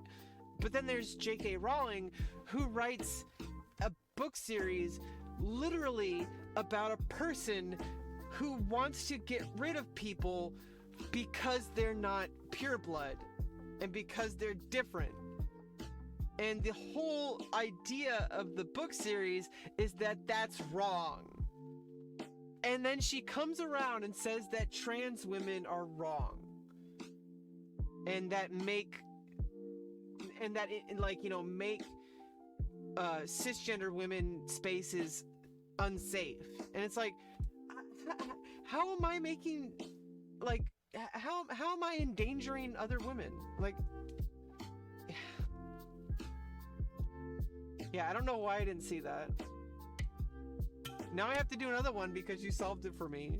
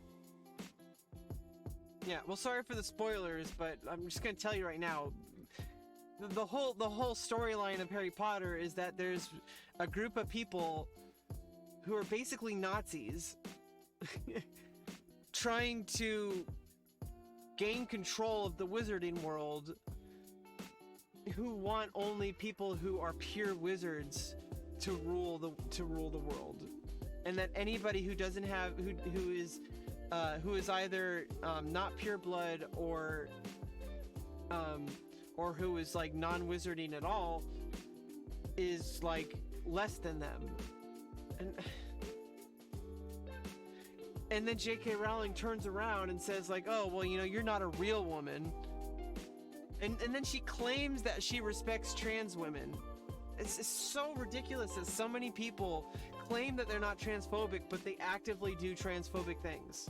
Like, I'm just gonna say right now, I can't speak for every single trans woman out there, but it's pretty safe to say that these people who say that they're not, you know, like, people who think that, like, oh, like, you know, I'm not transphobic, but I'm gonna, like, you know, say that, you know, trans women aren't real women and that, like, don't belong in women's spaces and shouldn't use the restroom. Like, like, what are you gonna check everybody's genitals who goes into the restroom? Talk about creepy.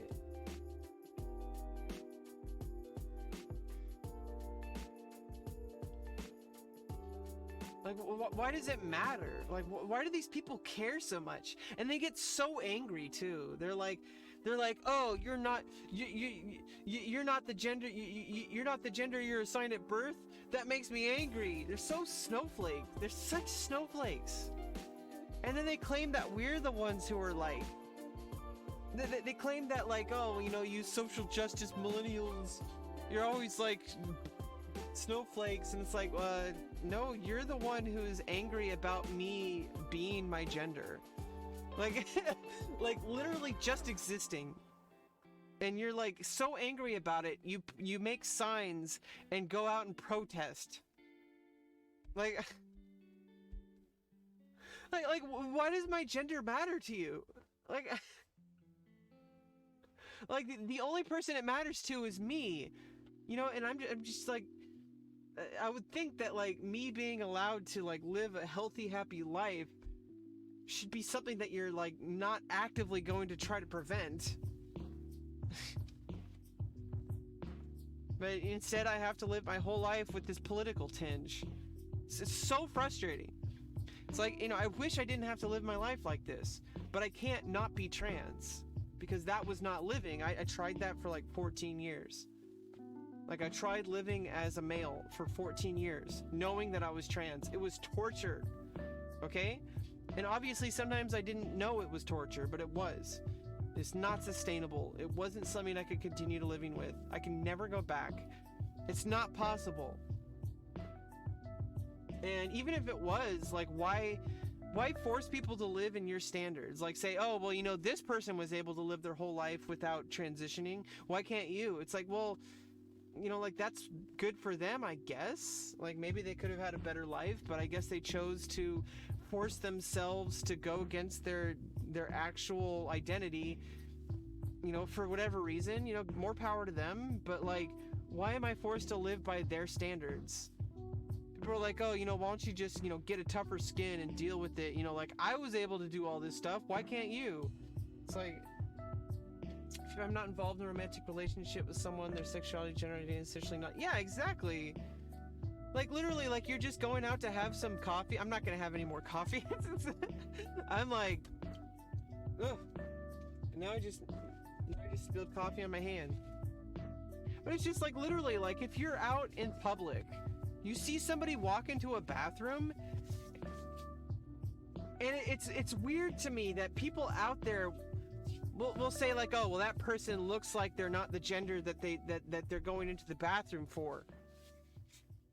Or, you know, the fact that they're even thinking that, what if that person was a cisgender woman? And you just like assume that they're transgender? That's fucked up, dude. Like there was even that photo online that this woman like saw, and she was like, oh, you know, trans women shouldn't be allowed in sports. These are 4 men. You know, this is 1 woman and 3 men. And then those women were literally cisgender women. They just looked, you know, they didn't look traditionally as feminine as this woman wanted them to be. Like they had, you know, they were skinnier and they're a little bit more gaunt. Like, you know, like, why are you judging people for their appearance? Like, it's like ridiculous because this was 4 cisgender women in a running competition. Which, you know, like there's only a few sports where trans women aren't allowed to play in, like powerlifting. Powerlifting makes sense because that's by weight class.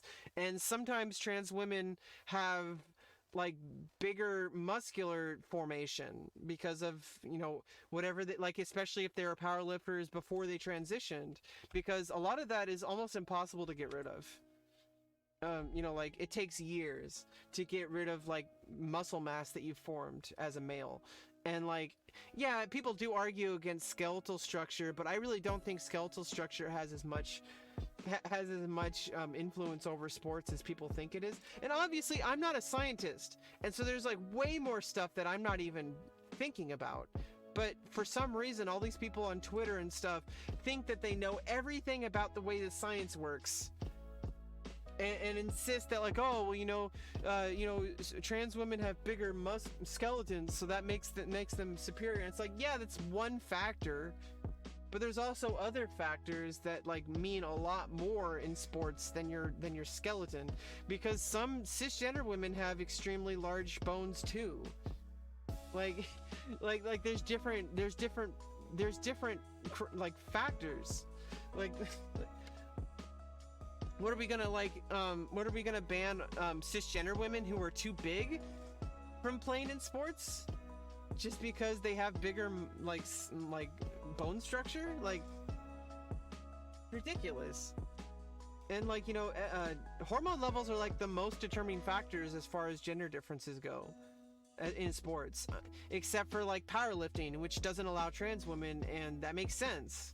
If you were like a powerlifter before you transitioned, and you started transitioning and you still have all these extremely like big muscle mass, that gives you more weight, and that puts you in a weight class. So I think that's not even about gender, that's about weight. Like if a cisgender woman weighed and had the same muscle mass as a cisgender man, they shouldn't, you know, they should be allowed to participate in the same event, but like that just doesn't happen. Archaeologists can tell the difference between a male skeleton versus a female's. Yeah, I'm saying there's difference, but like whether or not that's a see, it has not been determined that like after like I think almost 2 decades of research for trans women playing in sports, that has not been shown via science that it is an advantage, and yet people argue it all the time. I don't understand why people are just science deniers. Yeah, like I'm saying, like I think it's more cosmetic and minor. Like maybe it had a difference back in like the caveman days, because I guess having a bigger bone structure was part of evolving in order to like survive the conditions or something like that as a male. I don't know why. Like, like biology is not my forte. I don't understand. But it's all like that's like reproductive stuff. Like sports is something that we created as humans as a competition. Okay, and there's more than biology that factors into sports. And scientists spend their whole entire career specifically devoted to making sure that sports are fair. And in any competition where trans women would have an advantage over cis women, there's decisions to be made that change the way, like in certain, like I said, like in certain competitions like powerlifting. But people were like, oh, let's just ban trans women across the board. Life doesn't work that way. Life is a spectrum. Okay, and first of all, I don't know any trans person. Maybe there's trans women out there who exist that do this, but I wouldn't know any trans woman who would want to compete in a sport if there was an advantage for being trans. Who wouldn't want to compete with other women? Because and that's the reason. If there was an advantage, trans women would not be allowed to compete in that category. That's all there is to it. This has been, it's like highly scrutinized. Sports is highly scrutinized. If at any time there's an advantage, you're disqualified. Like, it's not some feel-good PC culture thing. It's based on science. And yeah, like I wouldn't know. And Blair White, who's a piece of garbage, uses half facts and actively makes up lies. You probably know the video I'm talking about. I forgot this woman's name. I'm sorry. And I even think that they were gender non-binary. I'm not sure, but like, there was a trans woman that she was talking about trying to compete in sports, saying that she deserved to win against women. And it's like, she posted that she would never compete in women's categories in powerlifting. She like made it very clear that she only would compete with men. And it's like, but like Blair White wants to put a target on all trans people who aren't her. And it's like, oh, well, I'm the good trans. Everybody else is gross and weird and disgusting and needs to try to pass more. But, bitch. Yeah, but I mean, winning more money, is it really worth the public scrutiny? Even, and also it's so bad that trans women who fairly participate with cis women in events that are fair get extra scrutiny if they win. And that's the kind of pressure where it's like you might not want to win, because you're like, if I win, people are going to accuse me that I only won because I'm trans. And it's just like the thing with like with affirmative action and stuff. People are like, oh, I only got the job because I was black, or I only got the job because I'm a woman, or whatever. It's like people are going to treat you like garbage just for doing well. But if you're white and you're cisgender and you're a male, then it's like, oh, well, you did well. You're great. You're good. You earned it. But if you're like a trans woman and you compete in like a fair competition and you do well, people are like, oh, you only won because you're a man. And it's like, I'm not a man. I'm never gonna be a professional sports player except for chess. And chess is completely fair, like regardless of gender or age or race. Because it's a mental sport. And yeah, I am apparently some people think that women are inherently worse at chess. I actually think it might even be the opposite, because people often say, obviously there's no real evidence either way, except for like the small amount of evidence that people have based on a very small data set, and also disregarding the social aspect where women are actively discouraged from playing chess, both actively and just through the environment, where it's a hostile environment for women. It might be the opposite though. Women have been known, and obviously, regardless, whatever advantage can be made up for with other disadvantages, and vice versa. Because male brains work different than female brains. I have a female brain. I always have. That's what being trans is. And also taking estrogen changes my brain chemistry even more closer to a cisgender woman's. So you could argue that some people would say, oh well, that'll give me a disadvantage in chess. I think they're wrong, because I do believe that the female brain has a more logical component to it than men's. Women are often said to be more logical than men, and men are said to be more emotional. And they aren't said, but wait, let me rephrase that. Men are often said to be more logical and steady and based on analytical, but men are actually more driven by emotions. But the funny thing is, and the irony is, that men claim that women are more emotional. And the difference is that women respond to antagonism. Does not make you emotional, it makes you defensive because people are attacking you. And so it's like, that's not emotional. Like, that's just logic. Like, if you respond in a way that is logical to the situation, if somebody is attacking you, you can't just sit by and say, oh well, that's just normal, that's okay. And it's sad though, is that so many women are told that men have the right to be in charge of whatever you do in your life and stuff like that. It's so sad that, times are changing, but how much less women play chess, and yet Judith Polgar was top 10. Yeah, exactly. And and the reason is because she pushed past, that was despite the insane odds, where you're playing in a locker room and where men will actively antagonize you or flirt with you, because men for some reason think that being attracted to someone means that they're asking to be flirted with, and bitch, you're just turned on like that. It's not because she's a woman, it's because you're turned on by her. That's literally all there is. Get that through your head.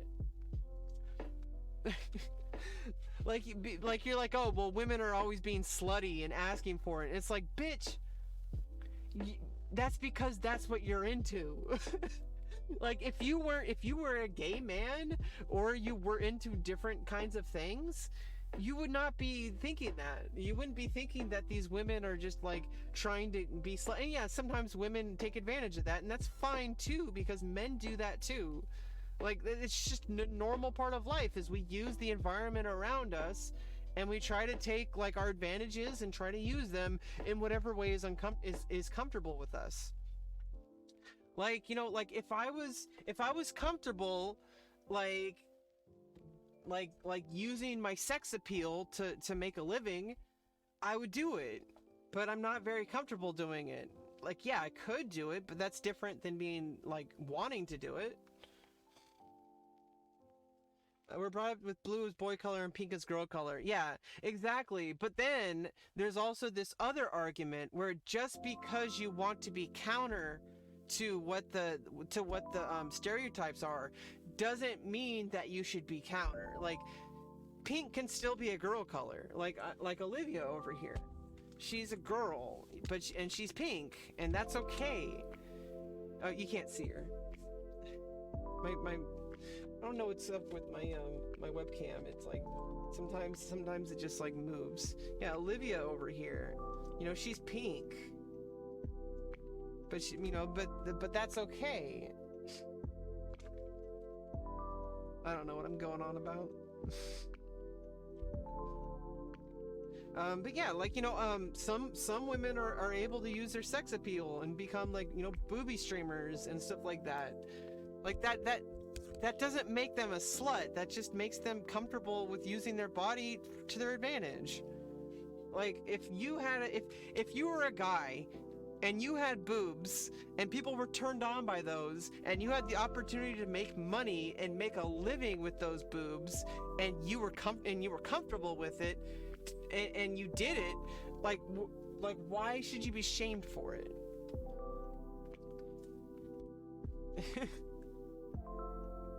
Now that's different than saying like you should be forced to do that.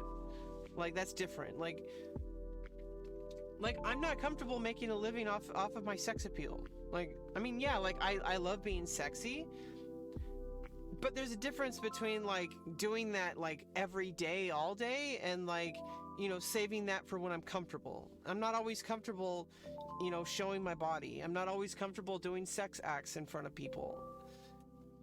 And so it's like, yeah, some people are comfortable with that. They're okay with that, or they want that, and that's fine. And like, why are people so obsessed with like, oh, you know, she talked about her dildo, that makes her a slut? And it's like, no, it's like, it's ridiculous.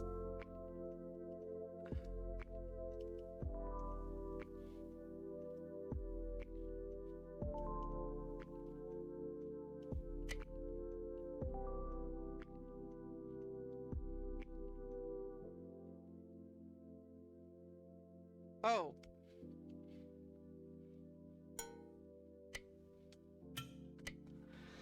Wow, that took way too long. I don't know about you. That took way too long. It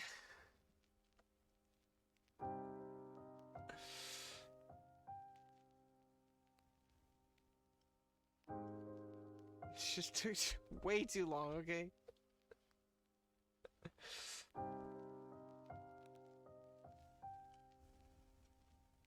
It's easier when I don't have to be entertaining.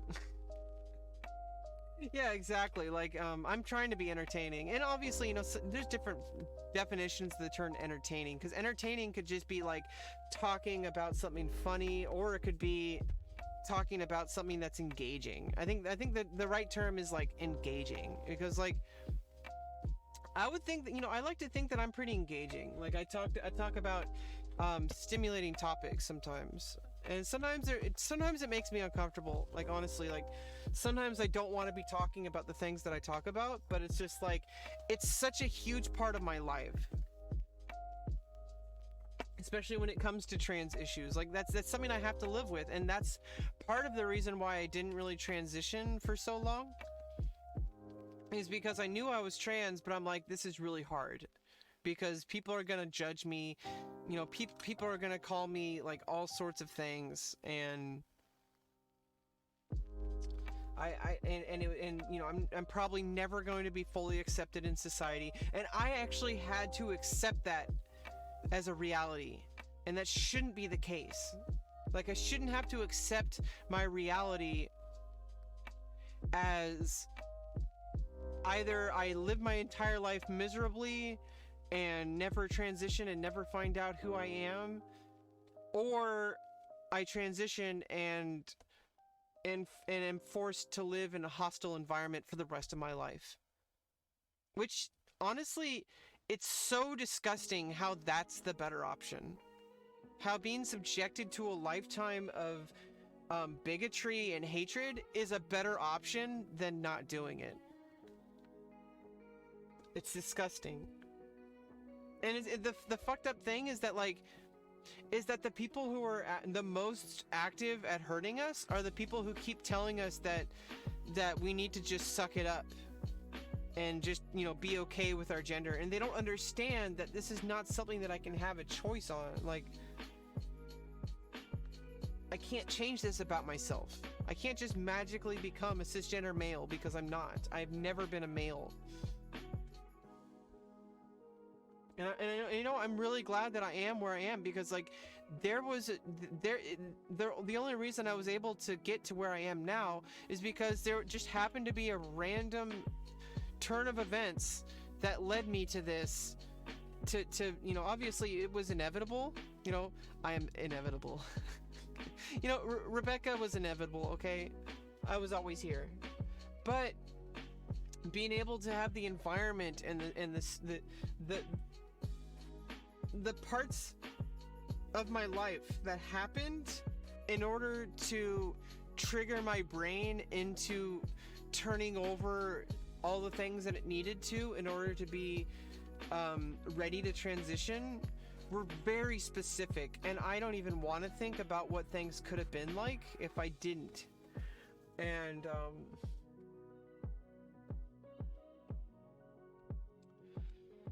I don't know. People are just get over it, cheer up. Like, yeah, I never thought of that. I'm cured. Yeah, exactly. People who don't know what they're talking about seem to think they know everything. It's so disgusting. Like, people are like, oh, well, you know, I'm able to do that. Why can't you? It's like, life doesn't work that way, okay? Like, people have different realities than you. Not everybody is you. But for some reason, people don't understand this. They see like, oh, well, you know, I only know life one way and I'm okay with it. Why aren't you? And it's like, yeah, but bitch, you don't you don't have my reality. You, like, I will never understand. I'm bringing race into it, okay? Like, I'm white, you know, spoiler. Like, yeah, I mean, that's a reality. I'm white, okay? And so I have privilege that I would not have if I was black. Just by virtue of my skin color. And in a lot of ways, it's and I don't want to compare being transgender to being black because it's a different thing, but it's also the same thing in the sense that I can't change this about myself. The difference is that if I really, really, really wanted to, I could hide that I'm trans. But that is not even a reality because like, I can do it, but that doesn't mean that it's a reality because that's how people end up with depression and suicide and stuff like that. And it's a reality that all trans people live with. Maybe not all trans people. It's different level. I can't speak for every person. Not everybody has extremely crippling dysphoria because some people transition even when their dysphoria isn't that bad, or have no dysphoria, which is I can respect it. I can understand it because being trans is actually pretty awesome. You know, except for the social aspect. You know, but you know, like, oh, thanks, Moobot. Yeah, hiding mental illness is just, it's not an option. Like, you know, like, it's not something to be ashamed of, it's what you have to live with. And if you lost a leg and you had to live in a wheelchair, you can't just, like, pretend. But for some reason, because it's mental, that's suddenly something that you should have to just deal with without, you know, like it's just ridiculous that people need these, like, they have like these ideas that, like, oh, well, this person doesn't have, you know, this person's blind, so they're obviously disabled, but because this person looks like they're fine, they're not disabled, even though they're, like, it's just a different kind of disabled. Like, I'm disabled because society does not work in a way that is conducive for me being able to be successful. And yeah, maybe I can somehow magically make something work. And which is why I'm here on Twitch. I'm sorry I'm getting a little emotional here, because this is something I've been working towards for a very long time. And I don't know if it's ever gonna happen. I actually got emotional about it last stream, and it's something that every time I talk about it, it's like I said, like, you get put in this, I was talking about earlier, if you're locked in a dungeon and you have no idea when you're gonna get out, or if you're gonna get out. You could get out in 1 minute, or you can get out never. You just don't know. That's what trying to grow a career online with streaming is like. Where either I could literally get raided by, like, a giant mega streamer like Pokimane right now and somehow convince people that I'm worth staying around for. So that could happen right now. Most likely it's not going to happen. Most likely she doesn't even know I exist, or any of these people. But, like, you know, that could literally happen. Or I could be spending my whole entire life trying to grow something online and never get past 1 or 2 viewers. And that's a reality. You don't look sick. 6 of the dozen voices in my head disagree with you, but the other 6 agree with you.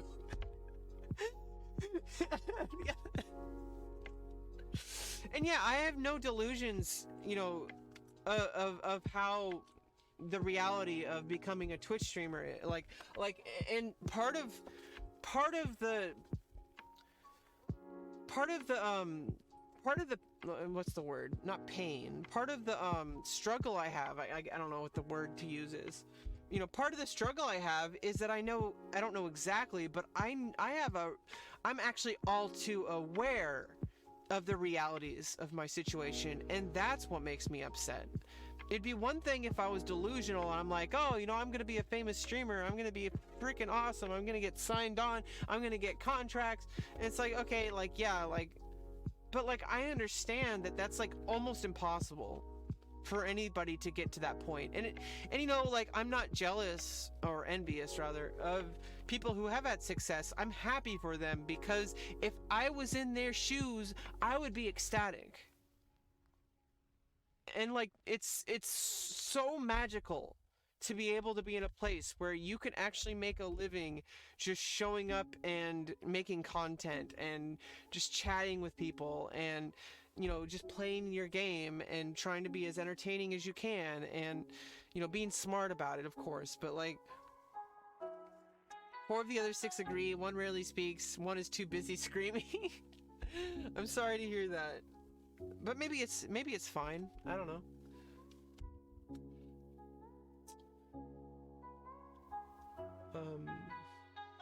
Yeah, I think I should try to play some chess.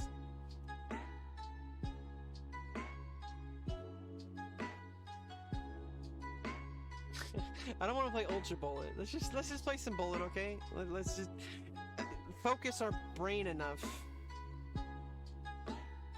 on chess to, like, cause I'm just getting really sidetracked here. Sorry about that. I mean, it's all part of the stream.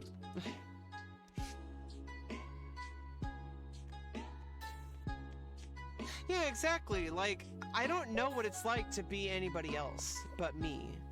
And so I have to live with the reality. Like, I've never not been on the autism spectrum. I've never not had gender dysphoria. Or not, you know, I've always been transgender. I've always been on the autism spectrum. So the only difference is knowledge. Like, knowing that that's what's going on. That's the only thing that's been different.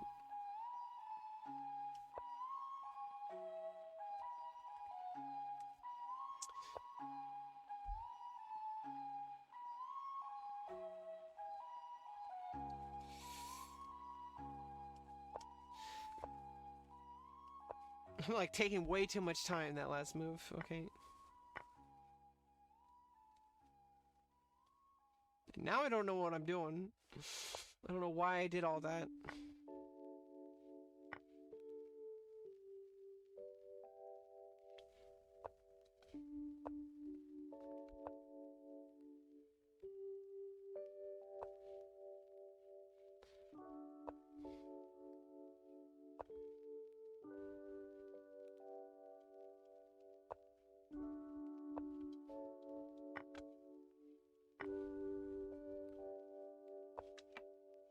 Nice.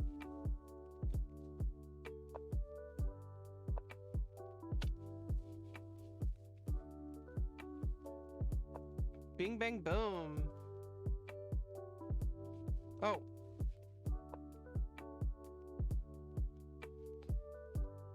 Bing bang boom.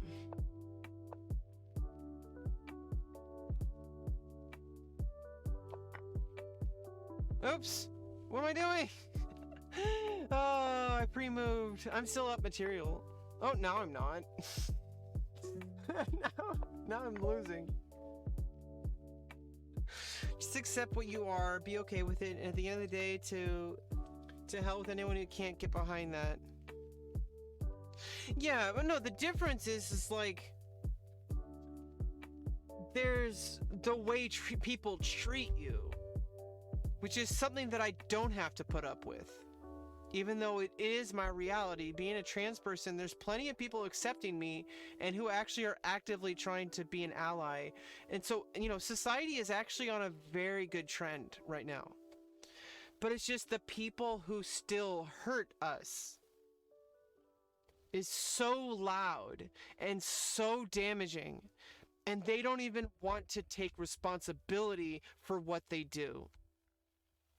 And it's a relationship that I can't just run away from, because these are the people who run our government. These are the people who exist in society, who decide like everything that we do. I can't just obviously, there's discords out there. Like I'm going to use Discord for an example. I can join a Discord and join voice chat and say, "Hey everybody, I'm trans." And it's a coin toss sometimes whether or not people will accept me. And the problem is that doesn't make them bad people.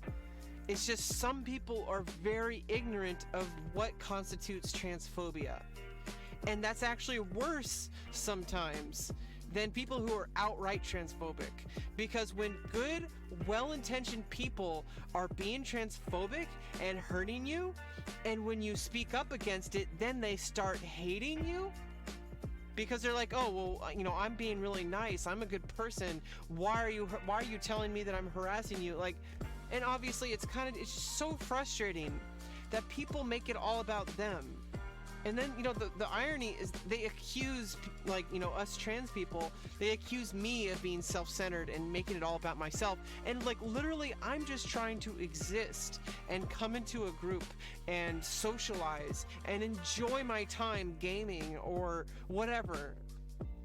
That's all I'm trying to do, but I can't because my entire brain is forced to focus on this social aspect of having inequality. No matter where I go.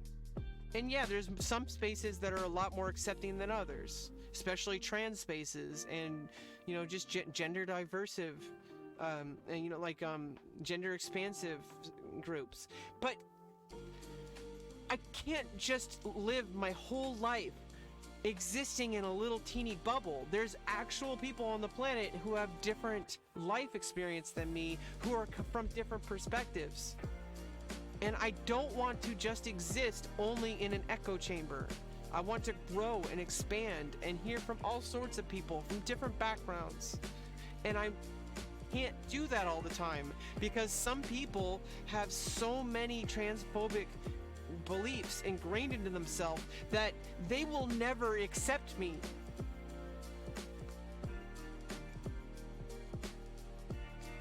Yeah, people who mansplain, exactly. Or cisplain. Or in some cases, man-cisplain. Or cis-mansplain.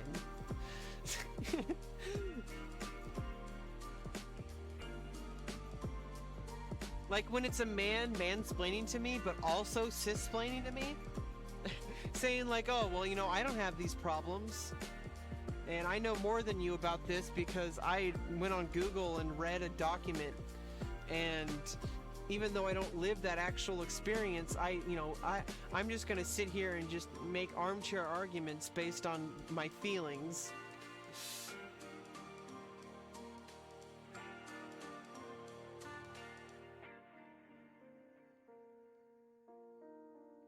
I need to remember that I was playing Bullet because I was taking way too much time on that, and then I didn't take enough time on some things.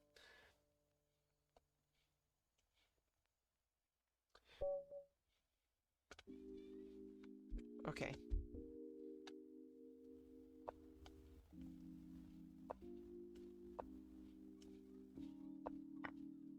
Okay.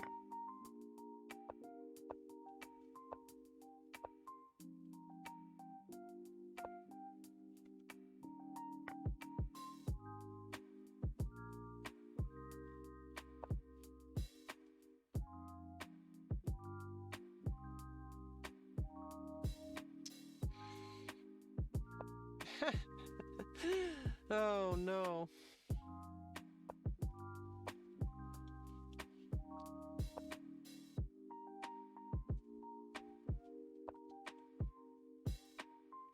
This is the weirdest castle I've ever had to do. Like I actually went all the way around.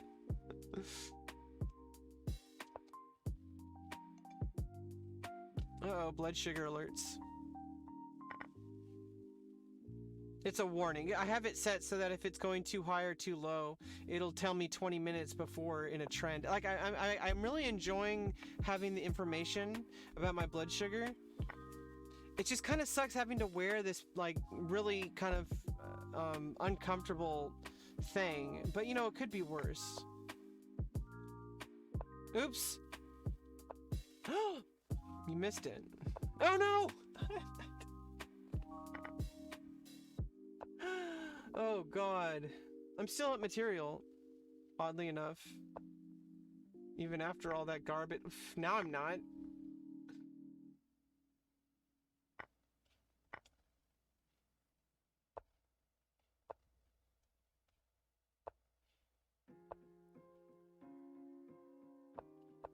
I could have taken. Oh no, I could have.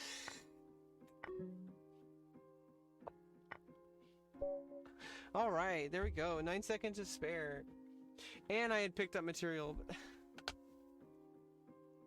Yeah, people don't really treat you like that. Okay, this person who only... Yeah, exactly. I'm the one living with it every single day, and every single Discord I go to, I have to either live in the closet, which I'm not doing. That's what I stopped doing. I'm 100%... I can't change who I am. Do cisgender people have to go around? Like, obviously, some people live in anonymity. I can't do that. Like, I refuse to, especially since I'm trying to be a streamer. I literally can't hide myself.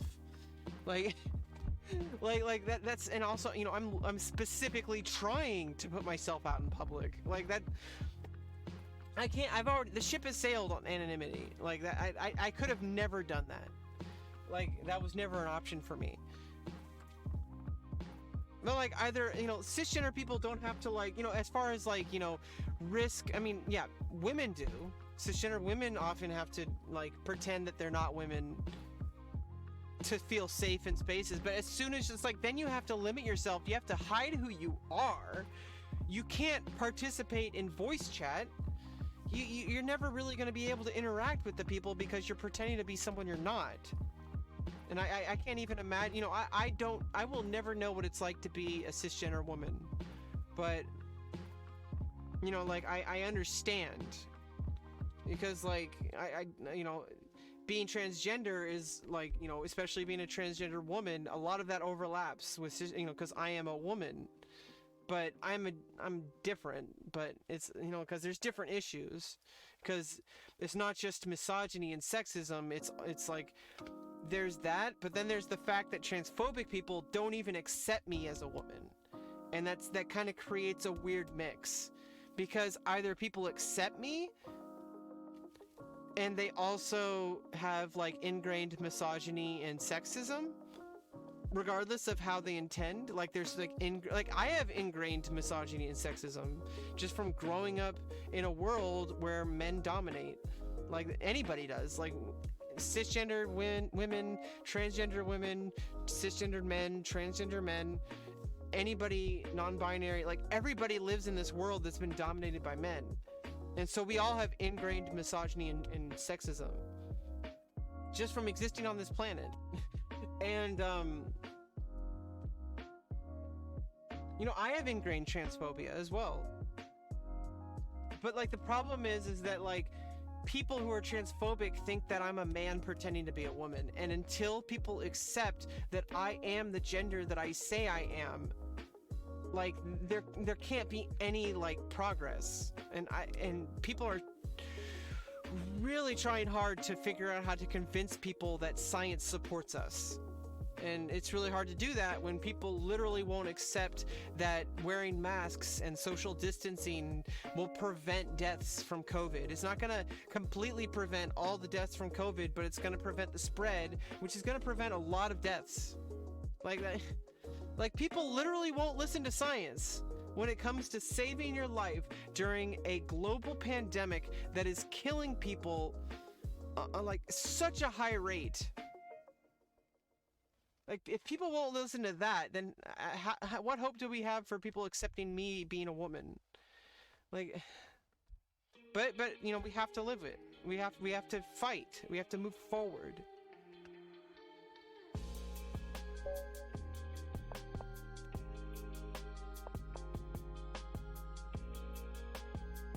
Focusing only on the differences. Yeah, we need to embrace the similarity because we're all really similar. Oops.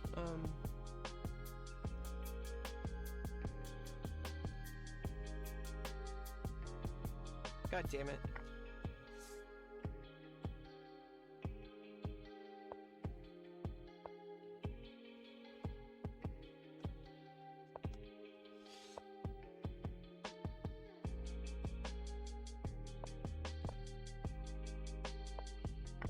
Oh, fuck! Don't even get a prepper started on the COVIDiots. Yeah, exactly. No, I mean, cause like, I can take the time to understand what it's like for somebody who grows up in a Christian household and understand what kind of difficulties they face. Because imagine growing up where your entire life you're told one thing about people and that the world only exists in this one way. And then you get exposed to a group of diverse people and you have all these ingrained prejudices. But you're a good person. Because having having this upbringing doesn't make you a bad person. Like, it's just, it's damaging, and until you recognize that your ingrained prejudices are damaging to people, you can't make any progress. Like, I have prejudices, and it's not having those prejudices that makes you a bad person. It's actively defending those prejudices instead of trying to move beyond them. Because it's one thing to know that you have prejudices, and then to say, oh, well, you know, my prejudices are justified. Like, no, it's not justified. That's bigoted. It's not justified. It's not justified. It's bigoted. Because you're basing all of your judgment based on preconceived notions that are possibly extremely damaging to entire demographics of people. And it just boggles my mind. People are like actively fight to be able to hate people. They're like, oh, well, you know, it's free speech. It's free speech. I should be able to make jokes, you know, that damage your entire demographic. Like, you know, like, because it's free speech and free speech must be protected. It's like, well, like, why is it more important for you to make a joke on YouTube than it is to actually respect and try to understand and make equality for people who are different than you? I will never understand this. Why people will fight to the death because free speech, free speech, free speech. Like, some things aren't free, and free speech was not intended for you to just make jokes that hurt people. Free speech was specifically made so that we could protest against our government. That we can't just, like, the government, oops, I gave it my queen. That we can't just, the government can't just, like completely dominate, and anytime somebody dissents against it, that they can just punish you for it. But the sad thing is that's what our government does anyway. That our people are actively fighting that about our Constitution, but our government actively goes against the Constitution on a daily basis. Who's being mean to Rebecca? Hey, Devil Doggy. Well, the world is being mean to me. Yeah, me and Prepper were, like, talking about stuff. We were talking about, you know, like, the cost of progress. How, like, every time you want to try to change something, you have to face pushback. Who's being mean to Rebecca? It's Deviled Eggy. Deviled Eggy. You were in my stream at one point. I'm so sorry if I forgot. it's sometimes I remember people by name, sometimes I don't. I really apologize. If you remind me which stream that you were in. Oh, used to be Sarar Kisses, and I don't remember that name either. Every record has been destroyed or falsified, every book rewritten, history is stopped, nothing exists except as an endless present in which the party is always right. Yeah, exactly. The funny thing is that the people who claim that this quote-unquote PC generation is creating an Orwellian 1984 world where we have to accept, like, you know, especially like Ben Shabibo, you know, like he says like, oh, you know, what you say is true and I have to accept it. But literally the people who are living in this 1984 Orwellian world are the people that have the same values as people like Ben Shapiro. They're like literally trying to force us to believe what they believe. And all we're asking is saying, hey, like, don't be a dick to me. Let me live my life. And like, like, what?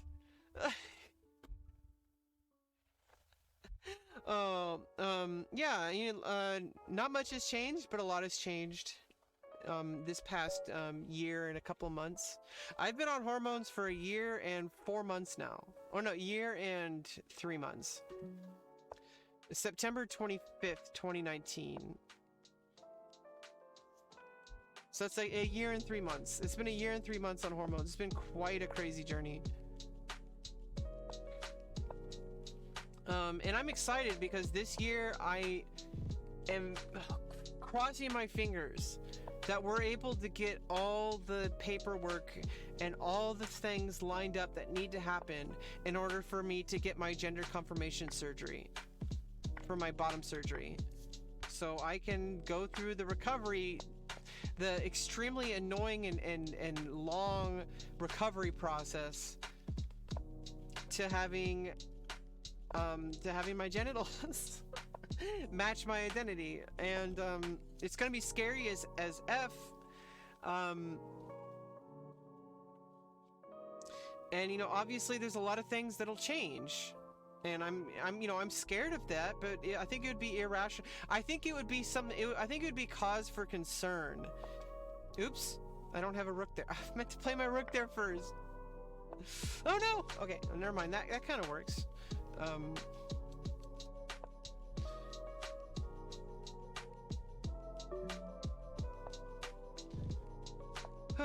This is what I get for playing Bullet, you guys.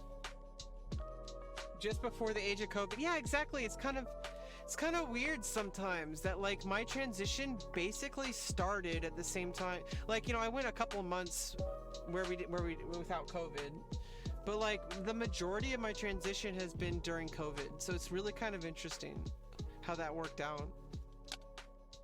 I'm not gonna play Bullet. It's like really hard to play.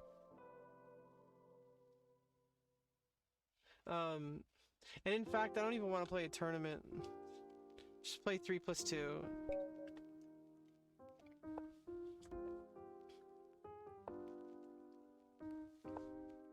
But yeah, I mean, like, I'm looking forward to it. Even though it's scary, it's a rational. It's rational to have fear of something that's. But you know, that doesn't mean that I'm not gonna do it. Like, people need to understand that this is something I've known I've needed for like 14 years, and I've been pushing and pushing and pushing for it to happen. And I'm informed and I'm educated on the realities, and I'm, you know, even knowing all of that, I still know that I need it. And yeah, it's gonna change a lot of things about my life. But is it really? I'm probably still gonna have trouble getting laid. Like, that's a reality right now. The funny thing is I've had people in my life, like family, say like, oh, why do you want to get that surgery? You won't be able to have sex with women anymore. I'm like, bitch, like women have sex with women all the time. like, are you kidding me? Do you like not understand what sex is? You think sex only exists if you have a penis? well, I'm glad to have your support. But either way, you know, I have to, if I'm gonna be completely honest with you, I'm really into other trans girls, and I do have a type, so I'm into really feminine trans girls, like with natural breasts. Which sometimes I feel bad for, because I'm like, why am I judging? But at the same time, like, sexual preferences with, well, not sexual preferences, like like having a type doesn't make me like transphobic. Like, I don't think that does. Because I think what makes you transphobic is when, because you're not attracted to that person, you're going to attack that person, and not only attack them, but try to undermine and attack all trans women because of your limited knowledge. I think that's what makes transphobia. Like, I think saying like, oh, I'm not attracted to this person, that doesn't make you transphobic, I don't think. Like, some trans people might argue that that's transphobic for not wanting to have sex with someone just because they're trans. I think there's a difference for like the reasoning behind why you don't want to be with somebody. And you know, like, it's one thing to like not want to be with somebody and that's the end of it. You just go on with your life. But there's another thing to not want to be with somebody, but then blast them on Twitter and, you know, like all that kind of stuff. Yeah, it blows my mind how people go out of their way to hurt people. Like, I don't understand. Like, it's one thing, like, when I go on and on about something, it's about something that I'm passionate about. I'm not claiming to be perfect or anything like that, but I go on and on about things because it's an important topic and I'm trying to defend my own right. Oh, fuck. Jeez.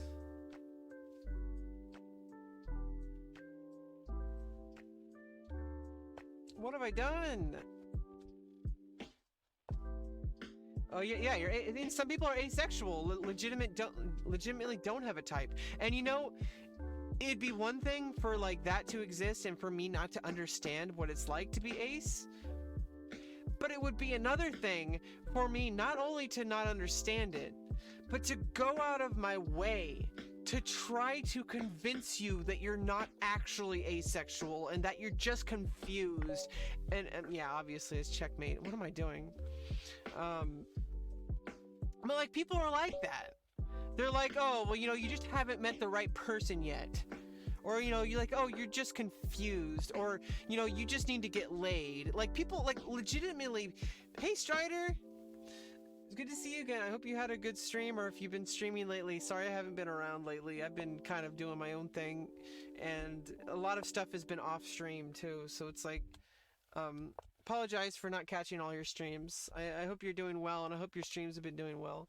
But like, it's one thing, what was I saying? Like, I've had family members like argue, oh, you only think you're trans because you haven't gotten laid.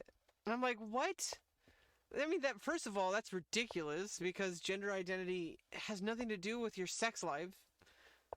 But second of all, like, I've literally still felt this way after getting laid. Like, 11 hours for, jeez, more power to you, Strider.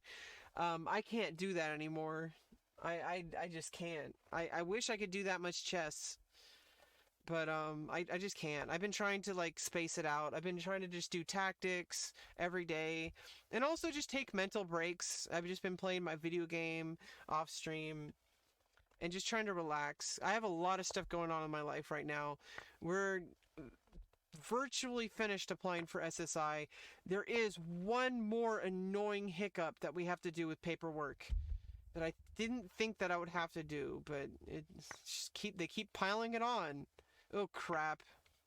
They just keep piling it on, just like the Queen and Bishop. Jesus. This is what I get for trying to play chess. You're going pro at 948 subs? What? Oh, you're at 52. That's still a lot of subs. It's a lot of subs. Jeez. Awesome. Congratulations.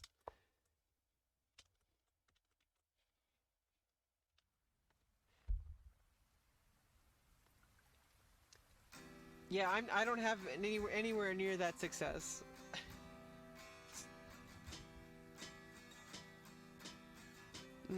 but you know, like I have, it just sucks. Like, you know, I have to like settle for applying for permanent disability to try to get through life. And even that is not going to really change my life too much. It's going to give me an income, and you know, then I still have to get on a lottery to get eligible for a housing voucher, to get on housing that is subsidized, because where I live, $900 or $1,000 a month does not pay for rent anywhere, even just a room.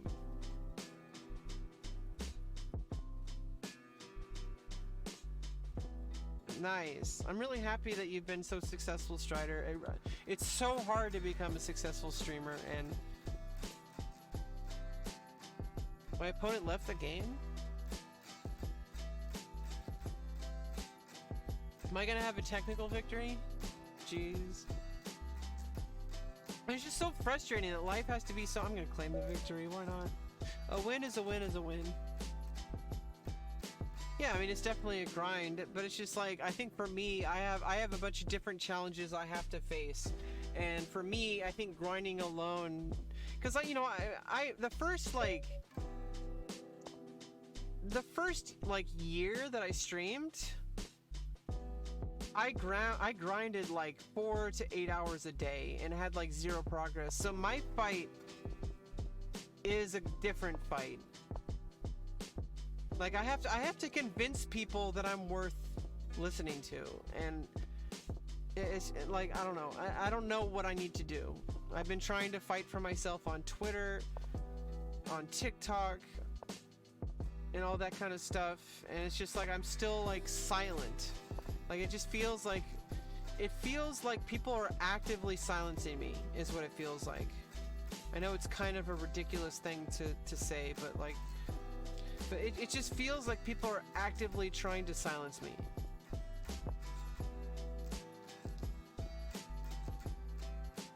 Yeah, stream and work at Costco. Well, you know, that's what you're doing right now. Everybody's trying to survive right now during COVID, and you know, I'm really, you know, like, I'm not saying it's perfect, and you probably have your bad days and stuff like that, but you know, from where I'm sitting, like you're in a very comfortable spot. I think, like, you have a full-time, you have a job, you know, you have a stable living situation. I have a stable living situation, but it's not perfect, and you know, it's actually like not ideal at all. Like it's not helpful.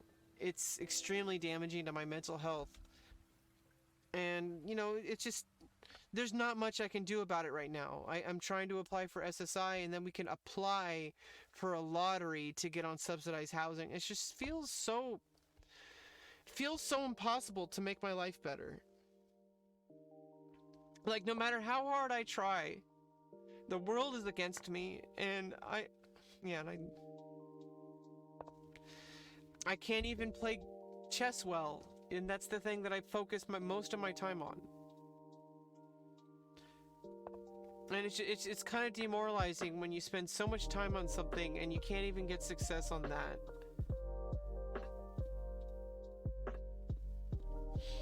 But I mean, like, the alternative is giving up, and I can't do that.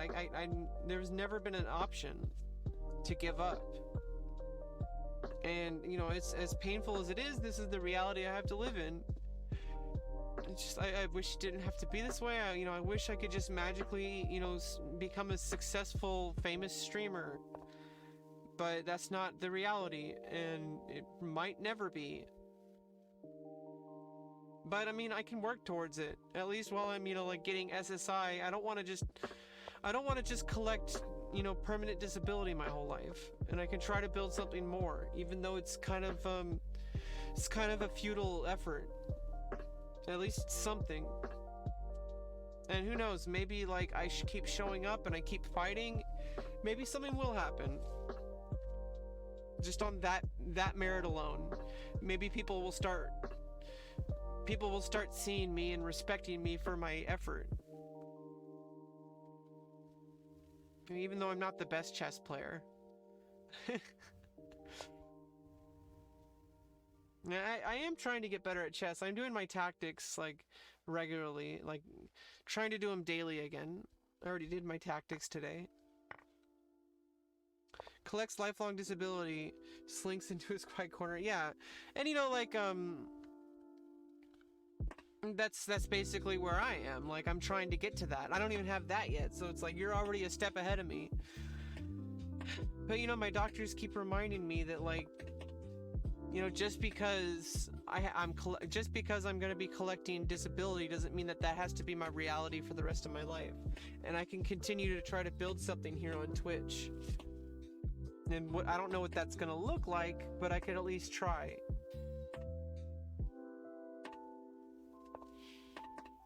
It's just, I wish I could get more out of life. Like, there's just so many things I'm missing out on. I mean, yeah, COVID is a lot of that. Cause like, I literally, oops. Oh. I was like, it's not my turn.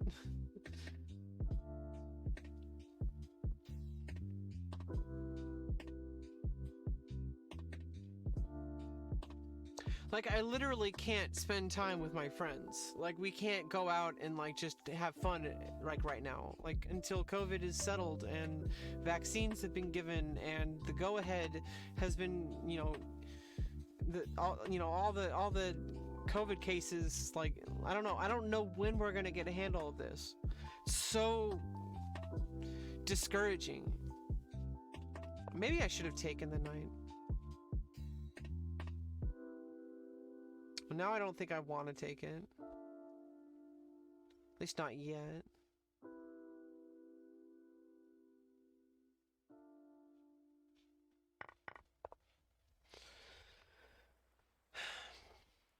And it just sucks because I'm not a very strong chess player too. So if I was like a master or like, you know, even an expert level, I was like 2,000 plus rated, I'd at least have a chance trying to get people's respect here on Twitch. But like, even that's not a guarantee. It's really hard. I just wish that things could work out better in my life.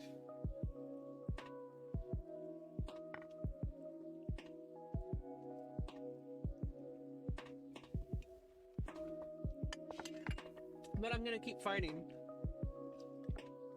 Because there's no guarantee, and nobody is required to help me. I don't even know if anybody can help me. Because it's not even sure whether or not trying to help people grow on social media is even very effective. So even if somebody had thousands and thousands of followers, like, and tried to help me, there's no guarantee that that would even work. So it's something that, like, nobody understands how to do. If people understood how to do it, people would do it more. Like,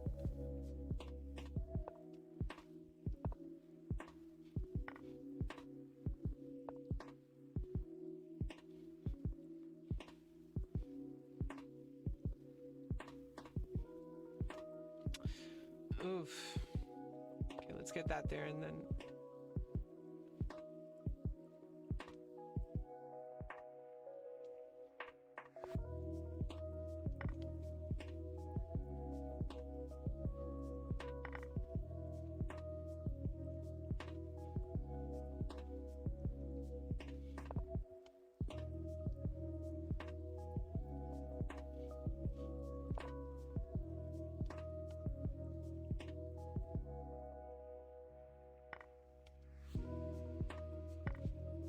Okay.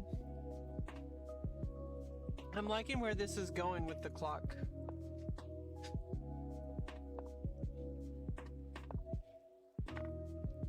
Oops. Well, now I don't like it. I'm playing badly.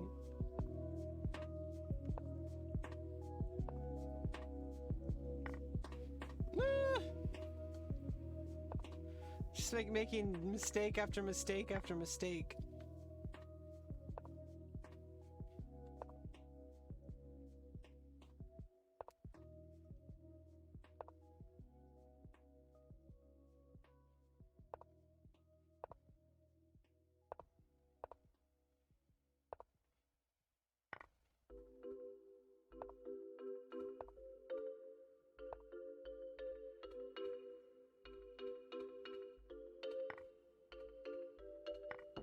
Nice.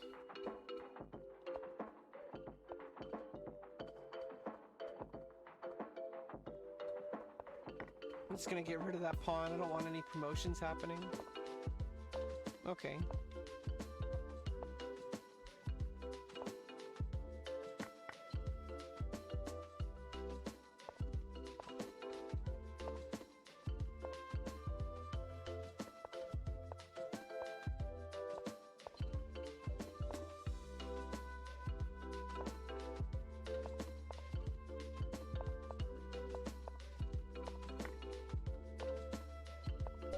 There we go. COVID experience has been odd for me. Oh, so you're stuck at home? Can't go out around humans? Can't work? Welcome to my life. Yeah, exactly. That's how my life was like before COVID.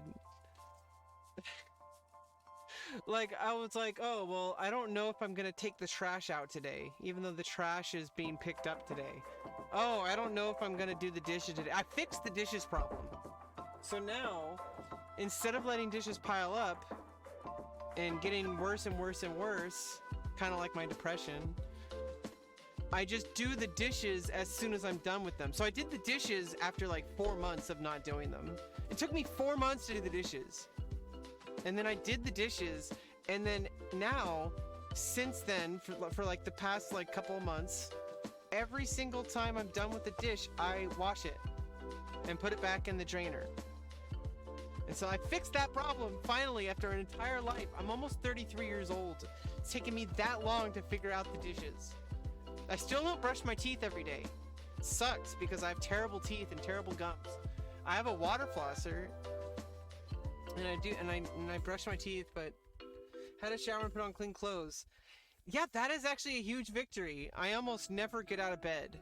I just stay in bed and look on my phone, because if I don't do that, I'm just in bed feeling shitty about myself. And it sucks when people are like, oh, if you're depressed, stop using social media. It's like, okay, like, that's easy for you to say. Like, when you have nothing else in your life except for your phone or your computer, when that's your only access to society, because otherwise you're just isolated and you're just in your bed and you're depressed. And as depressing and as shitty as life on the internet is, it's better than the alternative. And it just sucks. Sucks that all we have is this extremely toxic, depressing place on the internet where it's just, we have this endless cycle of like toxic behavior, and that's our life. like it's just ridiculous. It's absolutely ridiculous. How have I been streaming for 3 hours? I barely played any chess. Have you noticed that? like played barely any chess, you guys. And yet here we are. I'm about ready to end the stream. I really enjoy my time with you, and I really do think that, you know, I like raiding people. Hopefully you can stick around and show some love. I like finding new streamers sometimes, or somebody that I already know, that I want to support.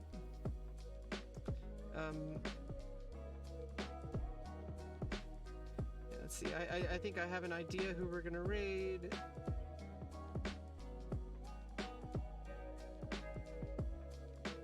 Yeah, let's go check out let's go watch him on. I like the chess bras.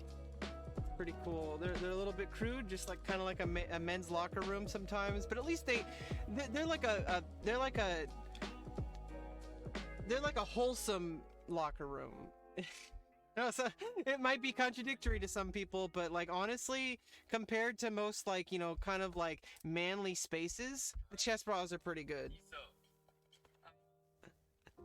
So anyway, it was good talking to you, getting to know you. Glad you popped into Megan's chat. Oh, so you're from Megan's chat. Yeah, I had a lot of fun playing against Megan, and I hope that I can play her more chess as time goes on. I have a really hard time with Blitz, and especially as I'm streaming.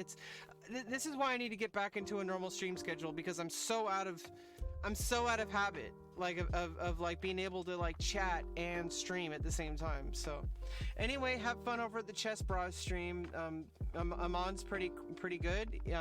He was commentating on the I Am Not a GM match between Alexandra Botez and Greg Shahadi earlier, but like now he's just doing his normal stream, and it's pretty chill over there, and they have pretty good music. And Amon's streaming right now. He's pretty cool. Give him your support. Bye.